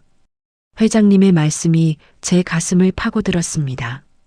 바닥을 쳐봐야 높이 뛸 수 있다. 그 말이 마치 엄마가 해주시는 위로처럼 들렸습니다. 눈시울이 뜨거워졌습니다. 회장님, 제가 만약 그 제안을 받아들인다면 제게 힘이 되어 주실 수 있습니까? 힘? 어떤 힘을 원하오? 저는 주먹을 꽉 쥐고 떨리지만 단호한 목소리로 말했습니다. 저는 되찾아야 할 게 있습니다. 제 잃어버린 30년 세월, 그리고 도둑맞은 제 어머니의 이름, 그것들을 되찾기 위해 싸워야 합니다. 상대는 대한민국에서 제일 잘 나가는 한식당 수라원입니다. 그래도 저를 믿어주실 수 있습니까? 송 회장님의 눈빛이 반짝였습니다. 마치 재미있는 승부수를 발견한 승부사의 눈빛 같았습니다. 수라원이라 왕복순 여사 말이구려. 거참 상대 한번 제대로 골랐군. 좋소. 내가 선생의 칼이 되어 드리리다. 대신 선생은 나에게 최고의 맛을 보여주시오. 그거면 충분하오. 회장님은 투박한 제 손을 덥석 잡으셨습니다. 따뜻하고 거친 그 손의 온기가 얼어붙어 있던 제 심장을 다시 뛰게 만들었습니다. 해보겠습니다. 아니, 해내겠습니다. 제 목숨을 걸고 최고의 밥상을 차려내겠습니다. 그날 밤 저는 창고방으로 돌아와 엄마의 사진 앞에서 한참을 울었습니다. 슬퍼서가 아니었습니다. 너무나 벅차고 감사해서였습니다. 엄마가 하늘에서 저를 보고 계신 것 같았습니다. 엄마가 보내준 귀인 덕분에 이제 저는 혼자가 아니었습니다. 저는 엄마의 노트를 다시 펼쳤습니다. 그리고 맨 뒷장에 꾹꾹 눌러 썼습니다. 2024년 어느 날 영심이 다시 시작하다. 이제는 뺏기지 않는다. 내 것도 엄마 것도. 다음 날 아침 저는 박 사장님께 작별 인사를 드리고 기사식당을 나섰습니다. 짧은 시간이었지만 이곳은 저에게 다시 일어설 수 있는 힘을 준 고마운 곳이었습니다. 식당 문을 나서는데 저 멀리서 검은색 세단 한 대가 저를 기다리고 있었습니다. 송 회장님이 보내준 차였습니다. 차에 오르기 전 저는 뒤를 돌아보았습니다. 저 멀리 산동네 꼭대기에 있는 제 낡은 창고방이 보였습니다. 그리고 반대편 저 멀리에는 수라원의 간판이 보였습니다. 왕여사, 딱 기다려. 내가 이제 진짜 갑옷을 입고 칼을 쥐었으니까. 내가 그토록 무시하던 부엌대기 며느리가 얼마나 무서운 요리사가 되어 돌아오는지 똑똑히 보여줄 테니까. 차가 부드럽게 출발했습니다. 차창 밖으로 스쳐 지나가는 풍경들이 어제와는 다르게 보였습니다. 바람은 시원했고 햇살은 눈부셨습니다. 제 인생의 제이막이, 아니 진짜 하이라이트가 이제 막 시작되고 있었습니다. 더 이상 도망치지 않습니다. 더 이상 숨지 않습니다. 이제부터는 정면 승부입니다. 오성식품송 회장님의 전폭적인 지원 아래 저는 드디어 제 이름을 건 식당을 열게 되었습니다. 식당 이름은 한참을 고민한 끝에 어머니의 부엌이라고 지었습니다. 화려하고 거창한 수라원이라는 이름 대신 따뜻하고 소박하지만 세상에서 가장 믿을 수 있는 밥상이라는 뜻을 담고 싶었기 때문입니다. 오픈 첫날 저는 새하얀 조리복을 입고 거울 앞에 섰습니다. 지난 30년 동안 입었던 낡고 기름에 쩐 앞치마가 아니었습니다. 가슴팍에는 총괄 셰프 한영심이라는 이름이 선명하게 자수로 박혀 있었습니다. 그 이름을 손끝으로 쓸어내리는데 저도 모르게 눈물이 핑 돌더군요. 이 이름 석자를 되찾기 위해 얼마나 먼 길을 돌아왔는지 지난 세월이 주마등처럼 스쳐 지나갔습니다. 하지만 감상에 젖어 있을 시간은 없었습니다. 제 손에는 이제 저를 믿어준 송 회장님의 기대와 제 곁을 지켜주는 직원들의 생계, 그리고 무엇보다 하늘에서 지켜보고 계실 엄마의 자존심이 들려 있었으니까요. 자, 다들 준비됐죠? 오늘부터 진짜 밥이 뭔지 세상에 보여줍시다. 직원들에게 힘차게 외치며 주방에 불을 켰습니다. 어머니의 부엌의 대표 메뉴는 엄마의 노트에 적혀있던 보리굴비, 정식과 만능 간장게장이었습니다. 수라원에서 왕여사가 흉내만 냈던 그 맛이 아니라 진짜 오리지널 레시피로 승부를 보기로 했습니다. 첫날은 조용했습니다. 홍보도 하지 않았고 간판도 요란하지 않았으니까요. 하지만 저는 조급해하지 않았습니다. 진짜 맛은 혀가 아니라 몸이 먼저 기억한다는 엄마의 말을 믿었습니다. 사흘째 되던 날 점심시간에 중년의 여성 손님 두 분이 들어오셨습니다. 까다로워 보이는 인상에 옷차림만 봐도 입맛이 보통이 아닐 것 같은 분들이었습니다. 저는 정성껏 손질한 보리굴비를 쌀뜨물에 푹 쪄내고 엄마의 비법 양념을 발라 노릇하게 구워냈습니다. 그리고 3년을 묵혀 깊은 맛이 나는 간장으로 담근 게장을 소담하게 담아냈지요. 조마조마한 마음으로 주방 창문 너머로 손님들을 지켜봤습니다. 한 분이 보리굴비 한 점을 녹차물에 만밥 위에 올려 드시더니 갑자기 수저를 딱 내려놓으시는 겁니다. 그러고는 손수건을 꺼내 눈가를 훔치셨습니다. 언니, 이거 맛이 왜 이래요? 우리 엄마가 예전에 해주던 딱 그 맛이야. 세상에 나 이 맛을 다시는 못 볼 줄 알았는데. 그분의 눈물은 순식간에 입소문이 되어 퍼져나갔습니다. 어머니의 부엌에 가면 잃어버린 엄마의 손맛을 느낄 수 있다더라. 거기 가면 밥 한 끼의 위로를 받는다더라. 소문은 천리를 간다고 했던가요? 일주일이 지나자 점심시간마다 식당 앞에는 긴 줄이 늘어서기 시작했습니다. 한 달이 지나자 예약 없이는 밥을 먹을 수 없는 곳이 되었고, 석 달이 되자 방송국에서 취재 요청이 쇄도했습니다. 반면 왕 여사의 수라원은 정반대의 길을 걷고 있었습니다. 제가 나온 뒤로 맛이 변했다는 소문은 이미 파다하게 퍼져 있었죠. 단골 손님들은 귀신같이 알았습니다. 깊은 맛은 사라지고 조미료 범벅이 된 자극적인 맛만 남았다는 것을요. 제가 새벽 시장에서 공수하던 최상급 식재료 대신 윤 실장이 이 속을 챙기려고 싼 재료를 납품받아 쓴다는 소문도 들려왔습니다. 어느 날 저녁 장사를 마치고 재료 정리를 하고 있는데 홀 매니저가 조심스럽게 저에게 다가왔습니다. 셰프님, 저기 3번 테이블 손님 좀 이상해서요. 왜요? 무슨 일 있나요? 아까부터 식사는 안 하고 계속 주방 쪽만 힐끔거리고 그리고 몰래 음식 사진을 찍고 남은 국물을 싸달라고 하더니 작은 통에 담아서 가방에 넣더라고요. 아무래도 좀 수상해서 직감적으로 느꼈습니다. 왕 여사가 보낸 사람이구나. 제 레시피를 알아내려고 맛의 비결을 훔쳐가려고 염탐꾼을 보낸 겁니다. 30년 전 엄마의 노트를 훔쳐갔던 그 버릇을 여전히 못 고친 거죠. 저는 피식 웃음이 났습니다. 훔쳐간다고 될 맛이 아니라는 걸 그들은 죽었다 깨어나도 모를 테니까요. 놔두세요. 가져가서 연구해 보라고 하죠. 그래봤자 흉내도 못 낼 테니까. 제 예상대로였습니다. 며칠 뒤 수라원에서는 신메뉴 출시라며 보리굴비 정식을 내놓았다고 합니다. 하지만 결과는 참담했습니다.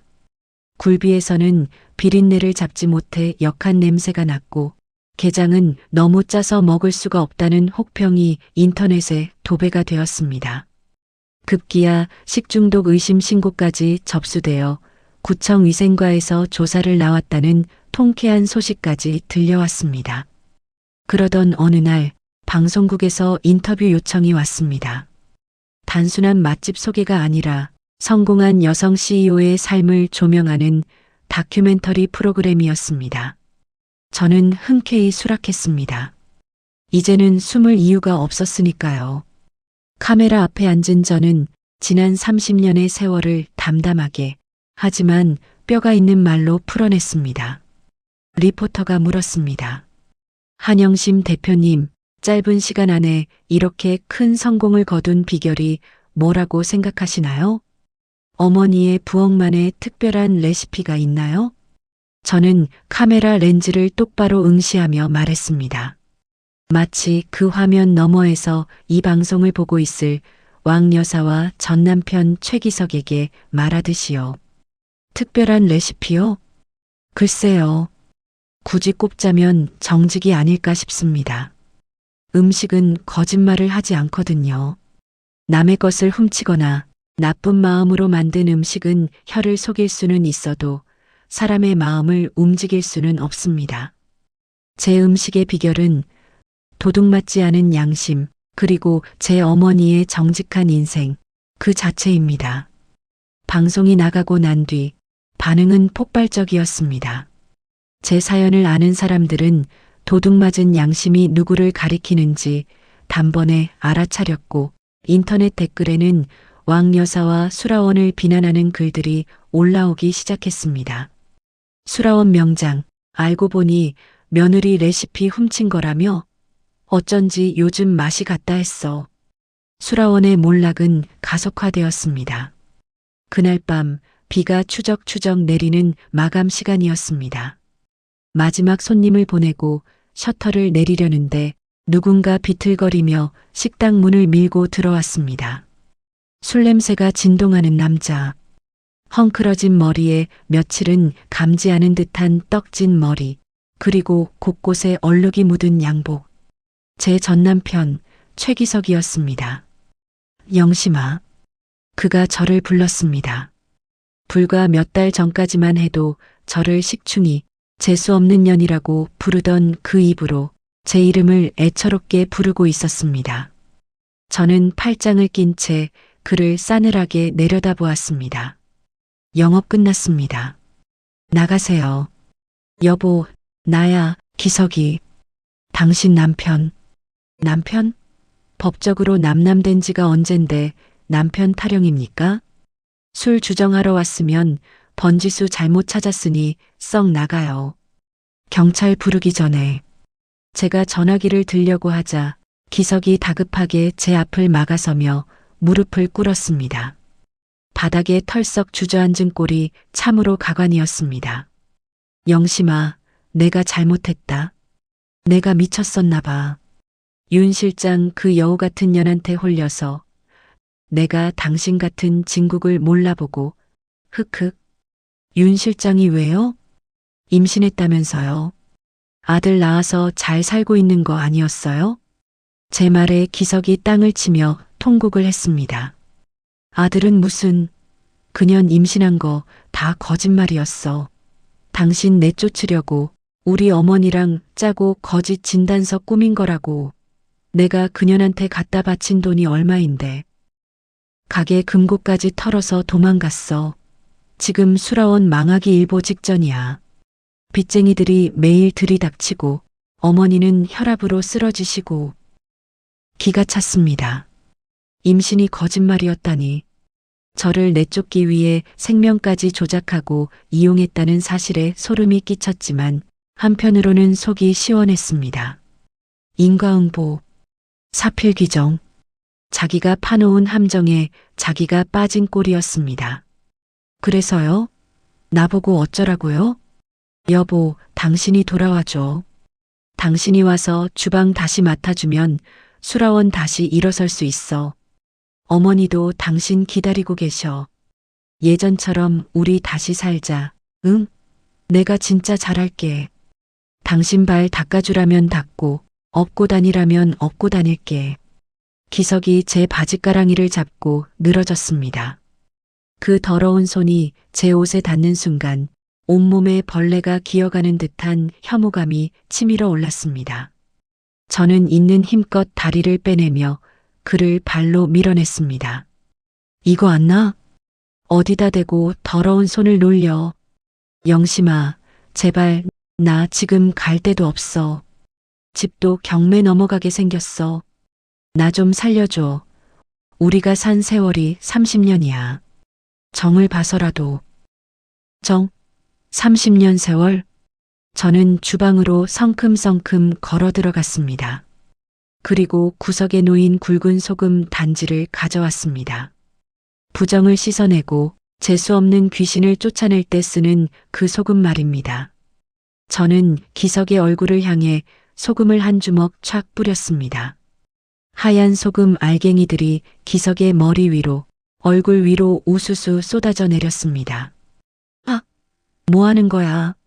소금이 눈에 들어갔는지 기석이 비명을 지르며 눈을 감싸 쥐었습니다. 저는 한 번 더 세게 소금을 뿌렸습니다. 이거나 먹고 떨어져라. 정, 30년? 그 세월 동안 당신이 나한테 한 짓을 생각해봐. 비 오는 날 나를 개처럼 내쫓을 때는 언제고 이제 와서 살려달라고? 내가 호구로 보여? 야, 한영심, 너 진짜 독하다. 사람이 어떻게 이렇게 변해? 변해? 나를 이렇게 만든 건 너희들이야. 독한 건 내가 아니라 며느리 등골 빼먹고 헌신짝처럼 버린 너희 모자라고. 저는 식당 문을 활짝 열어젖혔습니다. 밖에는 여전히 비가 내리고 있었습니다. 제가 쫓겨나던 그날 밤처럼요. 당장 나가. 그리고 다시는 내 눈앞에 띄지 마. 한 번만 더 얼씬거리면 그땐 소금이 아니라 펄펄 끓는 육수를 부어버릴 테니까. 너 두고 봐. 내가 이대로 죽을 것 같아? 기석은 소금을 털어내며 악담을 퍼부었지만 제 서슬 퍼런 눈빛에 기가 눌려 뒷걸음질 쳤습니다. 결국 그는 빗속으로 도망치듯 사라졌습니다. 비틀거리는 그의 뒷모습이 어찌나 초라하고 비참해 보이던지. 하지만 동정심 따위는 눈곱만큼도 생기지 않았습니다. 오히려 가슴 한구석이 뻥 뚫린 듯 시원했습니다. 체증이 내려간다는 게 이런 기분일까요? 저는 바닥에 떨어진 소금을 빗자루로 쓸어 담았습니다. 슥싹 슥싹. 마치 제 인생에 묻어있던 그들의 더러운 흔적을 지워내듯이요. 쓰레받기에 담긴 소금을 쓰레기통에 털어넣으며 저는 중얼거렸습니다. 잘 가라, 최기석. 그리고 다시는 오지 마라. 내 인생에 너 같은 오물은 이제 사양이니까. 그날 밤 저는 엄마의 노트 앞에 앉아 일기를 썼습니다. 엄마, 오늘 드디어 그 사람을 쫓아냈어. 내 손으로, 내 의지로. 나 이제 진짜 혼자 섰어. 무섭지 않아. 오히려 너무 개운해. 다음 날 아침 출근길에 신문 가판대를 지나는데 일면 기사가 제 눈을 사로잡았습니다. 한식의 대가 수라원, 위생 불량 및 임금 체불로 영업 정지 위기. 그리고 그 옆에는 방송 한식 대전, 전설의 귀한 예고라는 타이틀과 함께 제 얼굴이 실려 있었습니다. 그렇습니다. 이제 마지막 관문이 남았습니다. 방송국에서 주최하는 대한민국 한식 대전. 전국에 내로라 하는 요리 고수들이 모여 실력을 겨루는 그곳에서 왕 여사가 마지막 발악으로 출전한다는 소식을 들었습니다. 아마도 그 대회를 통해 땅에 떨어진 수라원의 명예를 회복하고 재기하려는 속셈이겠지요. 송 회장님은 저에게 출전 의사를 물으셨습니다. 저는 1초의 망설임도 없이 대답했습니다. 나가겠습니다. 나가서 전 국민이 보는 앞에서 증명하겠습니다. 진짜가 누구인지, 가짜가 누구인지. 저는 조리복의 옷깃을 여미며 하늘을 올려다보았습니다. 구름 사이로 햇살이 비치고 있었습니다. 이제 진짜 싸움이 시작됩니다. 왕 여사님 기대하세요. 당신이 훔쳐간 그 명장 타이틀, 제가 원래 주인에게 돌려놓을 테니까요. 그리고 그 무대는 당신의 화려한 재기쇼가 아니라 처참한 은퇴식이 될 겁니다. 결전의 날이 밝았습니다. 방송국 공개홀은 아침 일찍부터 수많은 방청객과 취재진으로 발 디딜 틈이 없었습니다. 대한민국 한식 대전 결승전. 전국에 내로라 하는 요리 고수들을 제치고 마지막까지 살아남은 건 단 2사람이었습니다. 바로 저, 어머니의 부엌 대표 한영심, 그리고 수라원의 대표이자 제 전 시어머니 왕복순 여사였습니다. 대기실 거울 앞에 앉아 조리복의 단추를 채우는데 손끝이 미세하게 떨려왔습니다. 두려움 때문이 아니었습니다. 벅차오르는 전율 때문이었습니다. 30년 동안 저를 부엌 구석에 가둬두고 제 손맛을 착취했던 그 거대한 성벽을 오늘 제 손으로 무너뜨릴 수 있다는 생각에 심장이 터질 듯 뛰었습니다. 거울 속에 저는 더 이상 쥐 죽은 듯 살던 며느리가 아니었습니다. 누구보다 당당하고 단단한 눈빛을 가진 요리사 한영심이 그곳에 서 있었습니다. 엄마, 보고 있지? 오늘 내가 엄마 이름 세상에서 제일 빛나게 해줄게. 목에 건 엄마의 낡은 묵주 반지에 입을 맞추고 대기실을 나서려는데 문이 벌컥 열리며 왕 여사가 들어왔습니다. 잔뜩 곤두선 머리카락, 짙게 칠한 화장으로도 감춰지지 않는 초조한 기색. 하지만 그 눈빛만큼은 여전히 도끼로 이글거리고 있었습니다. 내년이 기어이 여기까지 기어 올라왔구나. 아주 겁이 없어졌어. 왕 여사는 제 앞으로 성큼성큼 다가와 삿대질을 해댔습니다. 예전 같았으면 그 기세에 눌려 고개도 들지 못했겠지만 지금의 저는 달랐습니다. 저는 팔짱을 낀 채 여유로운 미소를 지으며 그녀를 내려다보았습니다. 어서 오세요, 왕 여사님. 잠은 좀 주무셨어요? 얼굴색이 영 안 좋으시네요. 하긴 도둑질한 레시피로 결승전까지 올라오려니 얼마나 조마조마하셨겠어요. 뭐라? 이 건방진 년이 주둥이 안 닥쳐? 내가 누군지 알아? 나 대한민국 명장 왕복순이야. 너 따위가 감히 넘볼 수 있는 상대가 아니라고. 명장이요? 껍데기뿐인 명장 타이틀. 오늘부로 반납하게 되실 텐데 미리 작별 인사라도 해두시죠. 인연이 진짜. 왕 여사가 손을 치켜들었지만 저는 눈 하나 깜짝하지 않고 그 손목을 낚아챘습니다. 어디서 손버릇을 놀립니까? 여기는 수라원 안방이 아닙니다. 보는 눈이 많아요. 그리고 그 손 아껴두세요.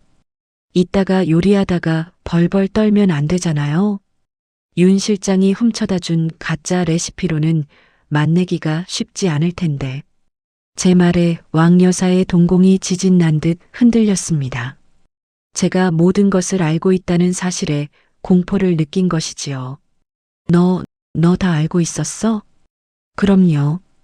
윤 실장이 가져간 그 레시피, 제가 일부러 흘린 가짜라는 것도 아시려나 모르겠네요. 뭐, 가짜? 네. 아주 결정적인 재료 하나를 빠뜨렸거든요. 궁금하시죠? 방송 시작하면 알게 되실 거예요. 저는 사색이 된 왕 여사를 뒤로하고 대기실을 빠져나왔습니다. 등 뒤에서 저 교활한 년 하고 악을 쓰는 소리가 들렸지만 그 비명조차 저에게는 승리의 전주곡처럼 들렸습니다. 스튜디오 조명이 켜지고 웅장한 음악과 함께 생방송이 시작되었습니다. 수백 대의 카메라가 저와 왕 여사를 비췄습니다. 진행자가 힘찬 목소리로 외쳤습니다. 자, 드디어 대망의 결승전입니다. 주제를 공개합니다. 오늘의 주제는 가문의 장맛입니다. 객석에서 탄성이 터져 나왔습니다. 한식의 근본이자 각 집안의 내공이 고스란히 드러나는 장을 이용한 요리. 이것이야말로 진짜와 가짜를 가려낼 수 있는 최고의 주제였습니다. 왕 여사의 얼굴이 흑빛으로 변하는 게 보였습니다. 수라원의 그 유명한 만능 맛간장은 사실 우리 친정엄마의 비법이었고 왕 여사는 그 비율을 흉내만 낼 뿐 그 깊은 맛의 원천이 무엇인지는 죽었다 깨어나도 모를 테니까요. 제한 시간 60분. 요리 시작. 종소리와 함께 요리가 시작되었습니다. 저는 심호흡을 한번 하고 준비해온 항아리 뚜껑을 열었습니다. 3년을 묵혀 쿰쿰하면서도 달큰한 향이 올라오는 엄마표 시간장. 그 향기가 스튜디오 안에 퍼지자 심사위원들이 코를 킁킁거리며 관심을 보이기 시작했습니다.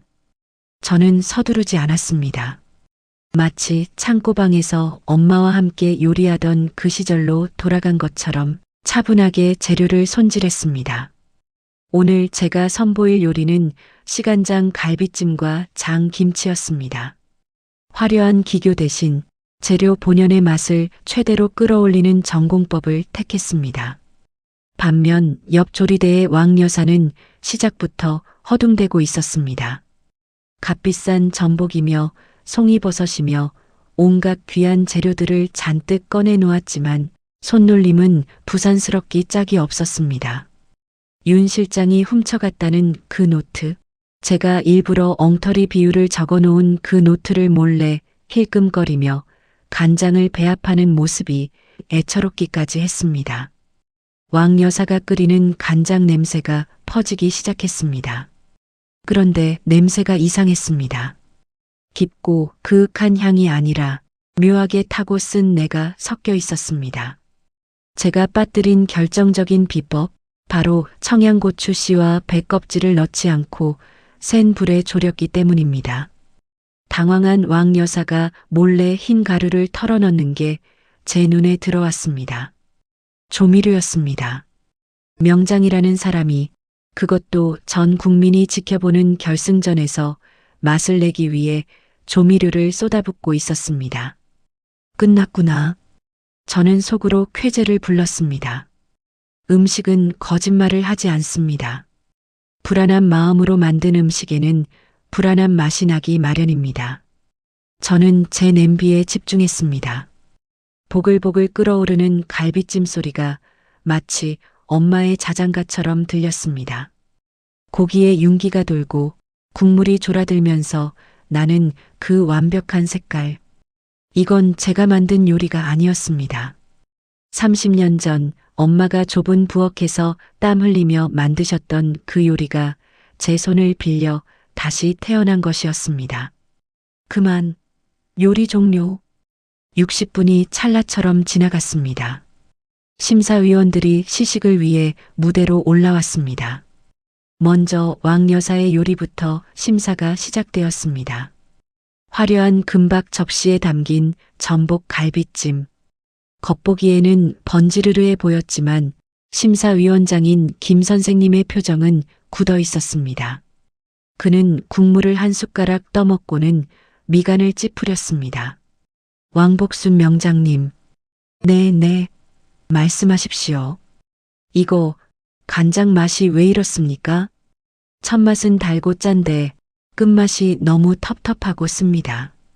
게다가 이 인위적인 감칠맛, 혹시 조미료 쓰셨습니까? 심사위원장의 날카로운 지적에 객석이 술렁거렸습니다. 왕 여사는 식은땀을 줄줄 흘리며 변명했습니다. 아닙니다. 천연 재료만 썼습니다. 아마 불 조절이 조금 잘못된 것 같습니다. 제가 오늘 컨디션이 좀 안 좋아서. 컨디션 핑계를 대기에는 맛이 너무 조잡합니다. 재료가 아깝다는 생각이 드는군요. 실망입니다. 혹평이었습니다. 왕 여사의 다리가 후들거리는 게 보였습니다. 다음은 제 차례였습니다. 저는 소박한 옹기 그릇에 담긴 갈비찜을 내놓았습니다. 뚜껑을 열자 하얀 김과 함께 구수한 향이 심사위원들의 코끝을 자극했습니다. 김 선생님이 고기 한 점을 입에 넣고 오물거렸습니다. 침묵이 흘렀습니다. 잠시 후 그의 눈가가 촉촉해지더니 입가에 편안한 미소가 번졌습니다. 맛있네요. 짧은 한마디였지만 그 안에 모든 것이 담겨 있었습니다.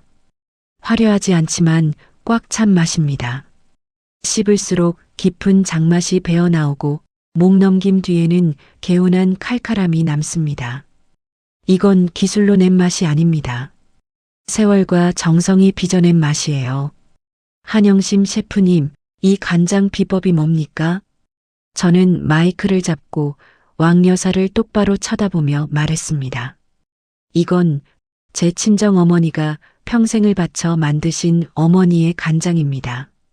30년 전 누군가에게 도둑맞아 세상에 나오지 못했던 그 비법을 오늘 제가 다시 찾아왔습니다. 제 말에 심사위원들과 방청객들이 웅성거렸습니다. 왕 여사는 사색이 되어 저 전현이 무슨 헛소리를 하며 소리를 질렀습니다. 그때였습니다. 스튜디오의 대형 화면이 깜빡거리더니 오성식품송 회장님이 준비해준 특별 영상이 재생되기 시작했습니다. 화면 속에 흑백 CCTV 영상이 나타났습니다. 화질은 좋지 않았지만 누군지는 명확히 알 수 있었습니다.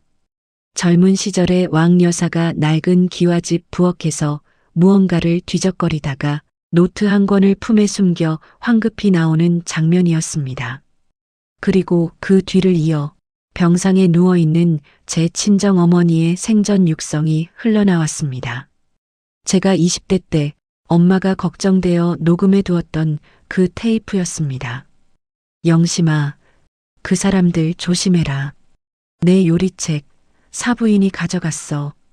달라고 해도 안 준다. 내가 시집살이 힘들까봐 내가 참는데 그거 내 목숨 같은 건데.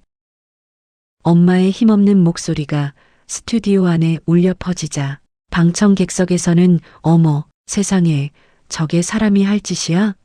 하는 비난이 터져 나왔습니다. 왕 여사는 꺼. 당장 꺼. 이거 조작이야. 라고 발악하며 무대 위를 뛰어다녔지만 영상은 멈추지 않았습니다. 그리고 결정타가 이어졌습니다. 화면이 바뀌고 왕 여사의 오른팔이었던 윤 실장의 얼굴이 클로즈업 되었습니다. 취조실 같은 곳에서 찍힌 영상이었습니다. 네, 맞아요. 왕복순 여사가 시켰어요. 며느리 쫓아내려고 횡령 장부 조작하라고 했고요. 임신 진단서도 가짜로 꾸미라고 했어요. 이번 결승전 레시피도 며느리 가게에서 훔쳐오라고 시킨 겁니다. 저는 시키는 대로 했을 뿐이에요. 저 여자가 악마라고요. 윤 실장의 폭로가 터지자 스튜디오는 아수라장이 되었습니다. 배신감과 충격에 휩싸인 왕 여사는 바닥에 주저앉아 짐승 같은 괴성을 질렀습니다. 윤 실장, 내년이 나를 배신해? 내가 너한테 먹인 돈이 얼마인데 이거 다 거짓말이야. 전현들이 짜고 나를 모함하는 거야. 왕 여사는 심사위원석으로 달려가 김 선생님의 바짓가랑이를 잡고 매달렸습니다. 심사위원장님, 믿어주세요. 제가 명장입니다. 저 한영심 저거는 제 밑에서 설거지나 하던 식모예요. 제가 가르친 거라고요. 김 선생님은 혐오스럽다는 표정으로 왕 여사를 발로 밀어냈습니다. 추합니다. 왕복순 씨. 아니, 이제 명장도 아니니 그냥 아주머니라고 불러야겠군요. 당신은 요리사가 아니라 사기꾼입니다. 당신의 그 더러운 탐욕이 음식 맛에 다 드러났어요. 당장 나가세요. 경비원들이 무대 위로 올라와 발악하는 왕 여사를 끌어냈습니다. 왕 여사는 끌려나가면서도 저를 향해 저주를 퍼부었습니다. 한영심, 내가 널 죽여버릴 거야. 내가 감히 내 등 뒤에 칼을 꽂아? 나, 이거 안 나. 그녀의 비명소리가 멀어지고 스튜디오에는 다시 정적이 흘렀습니다. 모든 시선이 저에게 쏠렸습니다. 진행자가 떨리는 목소리로 결과를 발표했습니다. 대한민국 한식대전 영광의 우승자는 만장일치로 한영심 셰프입니다. 천장에서 꽃가루가 쏟아져 내렸습니다. 방청객들이 기립박수를 보냈습니다. 심사위원들이 다가와 제 손을 잡아주었습니다. 하지만 저는 웃음이 나오지 않았습니다. 대신 하염없이 눈물이 흘러내렸습니다. 기뻐서가 아니었습니다. 너무나 사무치게 그리워서였습니다. 저는 품에서 엄마의 낡은 노트를 꺼내 가슴에 안았습니다. 그리고 허공을 향해, 아니 저 높은 곳에 계실 엄마를 향해 마음속으로 외쳤습니다. 엄마, 들려? 엄마가 이겼어. 엄마의 그 소박한 된장국이, 정직한 간장이 저 화려한 가짜들을 이겼어. 엄마 억울한 거 내가 다 풀었어. 이제 편히 쉬어. 진짜로 편히 쉬어. 무대 아래에서 송 회장님이 흐뭇한 미소로 엄지를 치켜세우고 계셨습니다. 그리고 그 옆에는 제 식당 직원들이 대표님 최고라고 쓴 플래카드를 흔들며 울고 있었습니다. 저는 눈물을 닦고 환하게 웃었습니다. 이것은 단순한 요리 대회의 우승이 아니었습니다. 짓밟혔던 제 30년 인생에 대한 보상이자 이름 없이 사라질 뻔했던 우리 엄마의 인생을 역사에 새기는 순간이었습니다. 생방송 카메라가 제 얼굴을 클로즈업했습니다. 저는 카메라를 똑바로 응시하며 이 방송을 보고 있을 전국의 시청자들에게, 그리고 어딘가 처박혀 이 장면을 보고 있을 전 남편 최기석에게 마지막 멘트를 날렸습니다. 여러분, 보셨습니까? 거짓은 참을 이길 수 없습니다. 조미료로 혀를 속일 수는 있어도 사람의 마음은 속일 수 없습니다. 이 트로피는 제 것이 아닙니다. 평생 가족을 위해 헌신하다 이름 없이 돌아가신 세상의 모든 어머니들에게 바치겠습니다. 그리고 제 인생을 도둑질하려 했던 당신들에게 한마디만 하겠습니다. 이제 청구서를 받을 시간입니다. 아주 비싼 이자가 붙어 있을 테니 각오하시는 게 좋을 겁니다. 방송 종료 사인이 떨어졌지만 박수 소리는 멈추지 않았습니다. 저는 트로피를 높이 들어 올렸습니다. 그 황금빛 트로피 위로 조명이 쏟아졌습니다. 마치 긴 터널을 지나온 저에게 쏟아지는 찬란한 햇살처럼 느껴졌습니다. 대기실로 돌아오는 길, 복도에서 경찰들이 대기하고 있었습니다. 왕 여사를 사기 및 업무방해, 그리고 절도 혐의로 긴급 체포하기 위해서였습니다. 수갑을 찬 채 형사들에게 끌려 나오는 왕 여사와 마주쳤습니다. 불과 1시간 전까지만 해도 저를 비웃던 그 거만한 얼굴은 온데간데 없고 산발이 된 머리에 초점 없는 눈동자만 남은 늙은 노파가 서 있었습니다. 그녀는 저를 보자마자 바닥에 털썩 주저앉아 제 다리를 붙잡았습니다. 영심아, 아가, 내가 잘못했다. 한 번만 받아오. 내가 잠시 미쳤었나 봐. 우리 30년 정을 봐서라도 탄원서 한 장만 써주라. 응? 제발. 비굴했습니다. 취했습니다. 평생 저를 발 아래 두고 군림했던 여왕의 몰락치고는 너무나 보잘것없었습니다. 저는 그녀의 손을 차갑게 뿌리쳤습니다. 정이라뇨? 우리는 남남이잖아요. 그리고 아가라고 부르지 마세요. 듣기 거북하니까 법대로 하세요. 콩밥이 입에 맞으실지 모르겠지만 수라원 음식보단 정직할 겁니다. 저는 뒤도 돌아보지 않고 걸어갔습니다. 등 뒤에서 왕 여사의 통곡 소리가 들려왔지만 발걸음을 멈추지 않았습니다. 복도 끝 창문으로 들어오는 햇살이 눈부셨습니다. 이제 진짜 끝났습니다. 아니, 이제 진짜 시작입니다. 도둑 맞았던 제 이름, 한영심의 진짜 인생이 말입니다. 밖으로 나오니 시원한 바람이 불어왔습니다. 가슴속에 얹혀있던 천년 묵은 체증이 싹 내려가는 기분이었습니다. 하늘은 파랗고 세상은 아름다웠습니다. 저는 크게 심호흡을 하며 저를 기다리고 있는 송 회장님의 차를 향해 걸어갔습니다. 발걸음 하나하나에 힘이 실렸습니다. 지금 이 순간 저는 세상에서 가장 행복한 요리사였습니다. 방송이 나가고 난 뒤 세상은 천지개벽이라도 난 듯 뒤집혔습니다. 대한민국 한식 대전의 시청률은 역대 최고를 기록했고 제가 우승 트로피를 들어 올리며 했던 마지막 멘트는 뉴스마다 반복되어 흘러나왔습니다. 반면 왕복순 여사가 방송국 로비에서 수갑을 차고 끌려나가는 장면은 인터넷을 통해 실시간으로 퍼져나갔지요. 그것은 한식 명장이라는 거대한 탑이 사실은 모래성보다 못한 거짓 위에 세워졌다는 것을 증명하는 처참한 붕괴의 순간이었습니다. 수라원의 몰락은 생각보다 훨씬 빨랐습니다. 방송 다음 날부터 수라원 앞에는 환불을 요구하는 예약 손님들과 밀린 식자재 대금을 받으려는 거래처 사장님들, 그리고 취재진이 뒤엉켜 아수라장이 되었습니다. 위생 점검에서 적발된 유통기한 지난 식재료들, 그리고 직원들의 임금을 상습적으로 체불했던 사실까지 줄줄이 터져나오면서 수라원은 영업 정지 처분을 받았습니다.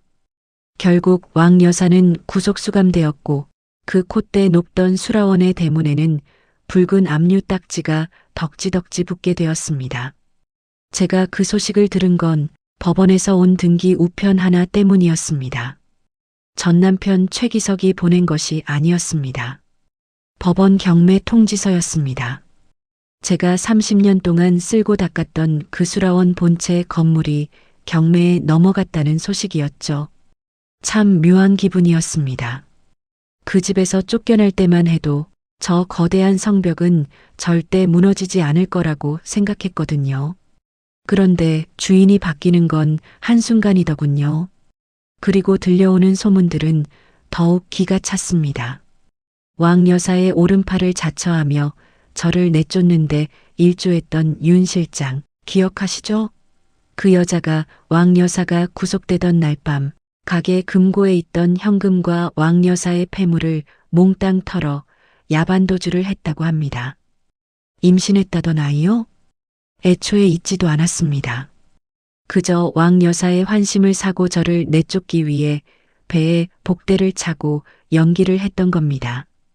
뒤늦게 이 사실을 알게 된 최기석이 윤 실장을 잡겠다고 나섰지만 이미 그녀는 해외로 도주한 뒤였습니다. 서로 속고 속이는 사기극의 결말치고는 참으로 허망하고 지저분한 끝이었지요. 저는 더 이상 그들의 소식에 귀를 기울이지 않기로 했습니다. 저에게는 이제 지켜야 할 것들이 너무나 많았으니까요. 어머니의 부엌은 날로 번창했습니다. 송 회장님은 약속대로 저에게 전폭적인 지원을 해주셨고, 우리는 어머니의 부엌 2호점, 3호점을 연이어 오픈했습니다. 하지만 저는 단순히 돈을 버는 것에만 만족할 수 없었습니다. 친정엄마의 노트에 적혀 있던 마지막 당부 기억나시나요? 영심아, 음식은 사람을 살리는 약이다. 배고픈 사람 밥 굶기지 마라. 저는 그 유지를 받들기로 했습니다. 한식대전 우승 상금 전액과 제사비를 털어 이순자 재단을 설립했습니다. 제 어머니의 이름을 딴 재단이었습니다.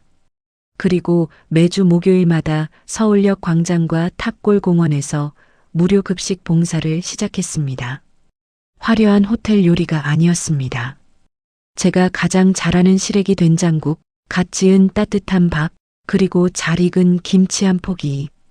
그 소박한 밥상이 누군가에게는 하루를 버티는 힘이 되고 얼어붙은 마음을 녹이는 난로가 된다는 것을 저는 알고 있었으니까요. 찬바람이 불기 시작하던 어느 초겨울 날이었습니다. 그날도 저는 급식소 텐트 안에서 밥을 푸고 있었습니다. 김이 모락모락 나는 국밥을 받아들고 감사합니다. 잘 먹겠습니다. 인사하는 분들을 보며 제 마음도 훈훈해지고 있었지요. 그런데 배식줄 끝자락에 유독 눈에 띄는 한 남자가 서 있었습니다. 노숙 생활을 오래 한 듯 꼬질꼬질한 때가 낀 패딩 점퍼를 입고 모자를 푹 눌러 쓴 남자. 고개를 푹 숙인 채 다리를 절뚝거리는 모습이 왠지 낯설지가 않았습니다. 제 차례가 되어 그 남자가 식판을 내밀었습니다. 제가 국을 퍼서 올려주는데 식판을 받아드는 그 남자의 손이 덜덜 떨리고 있었습니다. 그리고 그 손가락에 희미하게 남은 반지 자국이 보였습니다. 30년 전 제가 예물시계 대신 맞춰주었던 그 금반지가 있던 자리. 순간 제 심장이 쿵 하고 내려앉았습니다. 맛있게 드세요. 제가 짐짓 모른 척 인사를 건네자 남자가 흠칫 놀라며 고개를 들었습니다. 모자 챙 아래로 드러난 얼굴, 덥수룩한 수염과 움푹 패인 볼, 초점 없는 눈동자, 세월을 정통으로 맞은 듯 늙고 초라해진 그 얼굴은 제 전남편 최기석이었습니다. 저와 눈이 마주친 순간 기석의 눈동자가 지진 난 듯 흔들렸습니다.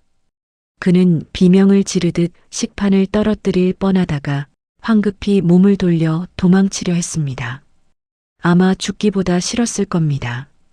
자신이 버린 전처, 지금은 대한민국에서 제일 유명한 요리사가 된 여자 앞에서 공짜 밥을 얻어먹으러 온 거지 꼴을 보이고 싶지 않았겠지요.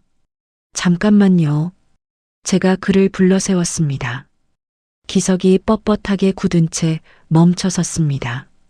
주변에 있던 직원들이 무슨 일이냐며 달려오려 했지만 제가 손을 들어 제지했습니다.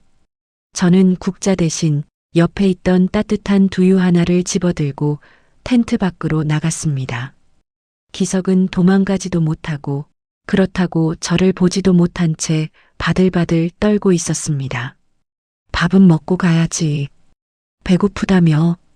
제 목소리는 생각보다 차분했습니다. 분노도 미움도 그렇다고 애틋함도 없었습니다. 그저 배고픈 사람에게 밥 한 끼 먹여보내고 싶은 요리사의 마음. 딱 그뿐이었습니다. 기석이 천천히 고개를 돌려 저를 쳐다봤습니다. 그의 눈에 눈물이 가득 고여 있었습니다. 영심아. 그의 목소리는 갈라지고 쉬어 있었습니다. 나 벌 받나 보다. 천벌 받나 봐. 어머니는 감옥에서 쓰러지셔서 병원으로 이송됐고 나는 빚쟁이들 피해서 도망 다니다가 이렇게 됐다. 윤 실장 그년한테 다 털리고 집도 날리고 갈 데가 없어. 영심아. 기석은 아이처럼 울먹였습니다. 예전 같았으면 그 눈물에 마음이 약해져서 당장이라도 주머니를 털어 쥐어줬을지도 모릅니다.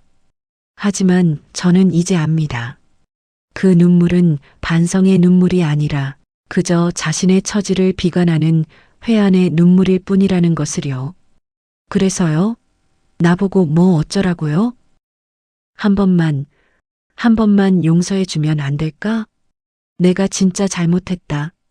내가 미쳤었어. 나 좀 걷어주라, 영심아. 내가 청소라도 할게. 접시라도 닦을게. 제발. 그는 더러운 손으로 제 조리복 소매를 잡으려 했습니다. 저는 한 발자국 뒤로 물러서며 그 손길을 피했습니다. 그리고 주머니에서 꼬깃꼬깃한 5만원권 2장을 꺼내 그의 손에 쥐어주었습니다. 다시는 오지 말라는 뜻이었습니다. 이거 가지고 가서 목욕하고 따뜻한 데 가서 잠이라도 자요. 그리고 다시는 여기 오지 마요. 내 눈앞에 띄지 마요. 영심아. 당신이 나한테 했던 짓, 우리 엄마한테 했던 짓, 나 평생 용서 안 해요. 아니, 못해요. 하지만 밥 굽는 건 안쓰러워서 주는 거니까 이거 받고 가요. 이게 내가 당신한테 베풀 수 있는 마지막 자비예요. 저는 단호하게 말하고 돌아섰습니다. 등 뒤에서 기석이 흑흑하며 오열하는 소리가 들려왔습니다. 땅을 치며 후회한들 이미 엎질러진 물이었습니다. 30년 세월을 짓밟은 대가는 그렇게 혹독한 것이었습니다. 텐트 안으로 다시 들어와 배식대 앞에 섰습니다. 이상하게도 마음이 아주 평온했습니다. 마치 오랫동안 묵혀두었던 체증이 쑥 내려가는 기분이었습니다. 미움도 사랑이 남아있어야 하는 거라던데 저는 이제 그 사람을 미워할 힘조차 남아있지 않았던 겁니다. 그저 남이었습니다. 길가다 스치는 수많은 타인 중 한 명. 그 깨달음이 저를 진정으로 자유롭게 했습니다. 배식을 마치고 정리하고 있는데 송 회장님이 급식소를 찾아오셨습니다. 회장님은 멀리서 그 광경을 지켜보고 계셨던 모양입니다. 따뜻한 캔커피를 건네주시며 회장님이 빙긋 웃으셨습니다. 한 대표 괜찮소? 네, 회장님. 아주 개운합니다. 이제 진짜 다 끝난 것 같아요. 잘했소. 복수 중에 최고의 복수가 뭔지 아시오? 그건 내가 저들보다 훨씬 더 행복하게 잘 사는 거요. 그리고 저들이 감히 쳐다보지도 못할 만큼 높은 곳에 서서 연민의 눈빛으로 내려다보는 거지. 방금 한 대표가 보여준 게 바로 그 최고의 복수였소. 회장님의 말씀에 코끝이 찡해졌습니다. 맞습니다. 저는 이제 그들과 다른 세상에 살고 있습니다. 그들은 과거의 진흙탕 속에서 허우적대고 있지만 저는 미래를 향해 뚜벅뚜벅 걸어가고 있으니까요. 송 회장님이 제 어깨를 두드리며 말씀하셨습니다. 자, 이제 갑시다. 오늘 저녁에 이순자 재단 설립 기념 파티가 있지 않소? 주인공이 늦으면 안 되지. 네, 가시죠, 회장님. 저는 앞치마를 벗고 코트를 걸쳤습니다. 급식소를 나서는 발걸음이 깃털처럼 가벼웠습니다. 하늘에는 벌써 별이 하나둘 뜨기 시작했습니다. 그 중에서 가장 밝게 빛나는 별 하나가 저를 내려다보며 윙크하는 것 같았습니다. 엄마였습니다. 차에 올라타 창밖을 바라보았습니다. 스쳐 지나가는 서울의 야경이 오늘따라 유난히 아름다워 보였습니다. 30년 전 보따리 하나 들고 상경에서 식모살이를 시작했던 우리 엄마. 그리고 그 엄마의 뒤를 이어 부엌대기로 살았던 저 한영심. 하지만 이제 우리는 부엌대기가 아닙니다. 세상에 따뜻한 밥을 먹이는 요리사, 그리고 당당한 제 이름의 주인입니다. 집으로 돌아와 엄마의 영정사진 앞에 앉았습니다. 그리고 엄마가 남겨주신 낡은 요리 노트를 펼쳤습니다. 노트의 마지막 장, 여백이 남아 있었습니다. 저는 펜을 들어 그곳에 이렇게 적었습니다. 2024년 겨울, 엄마의 딸 영심이 모든 것을 제자리로 돌려놓다. 그리고 용서하지 않음으로써 비로소 용서하다. 엄마, 나 이제 진짜 행복해. 제 긴 이야기를 들어주셔서 감사합니다. 누군가는 제 이야기가 드라마 같다고 할지도 모르겠습니다. 하지만 이건 저 한영심이 온몸으로 부딪히고 깨지며 써내려간 진짜 인생 기록입니다. 혹시 지금 억울하고 분한 일 때문에 잠 못 이루고 계신가요? 내가 너무 초라해서 세상이 다 끝난 것 같아서 울고 계신가요? 부디 울지 마세요. 여러분의 진심은 언젠가 반드시 통하게 되어 있습니다. 그리고 기억하세요. 나를 아프게 한 사람들에게 할 수 있는 가장 우아하고 잔인한 복수는 내가 보란 듯이 성공해서 내가 끓인 따뜻한 밥 한 끼를 그들에게 적선하듯 베푸는 것이라는 거요. 저는 내일도 주방에 설 겁니다. 그리고 세상에서 가장 정직하고 맛있는 밥을 지을 겁니다. 그 밥 냄새가 여러분의 지친 마음에 작은 위로가 되기를 바라며 지금까지 어머니의 부엌에서 한영심이었습니다. 여러분, 맛있는 밥 드시고 힘내세요. 감사합니다.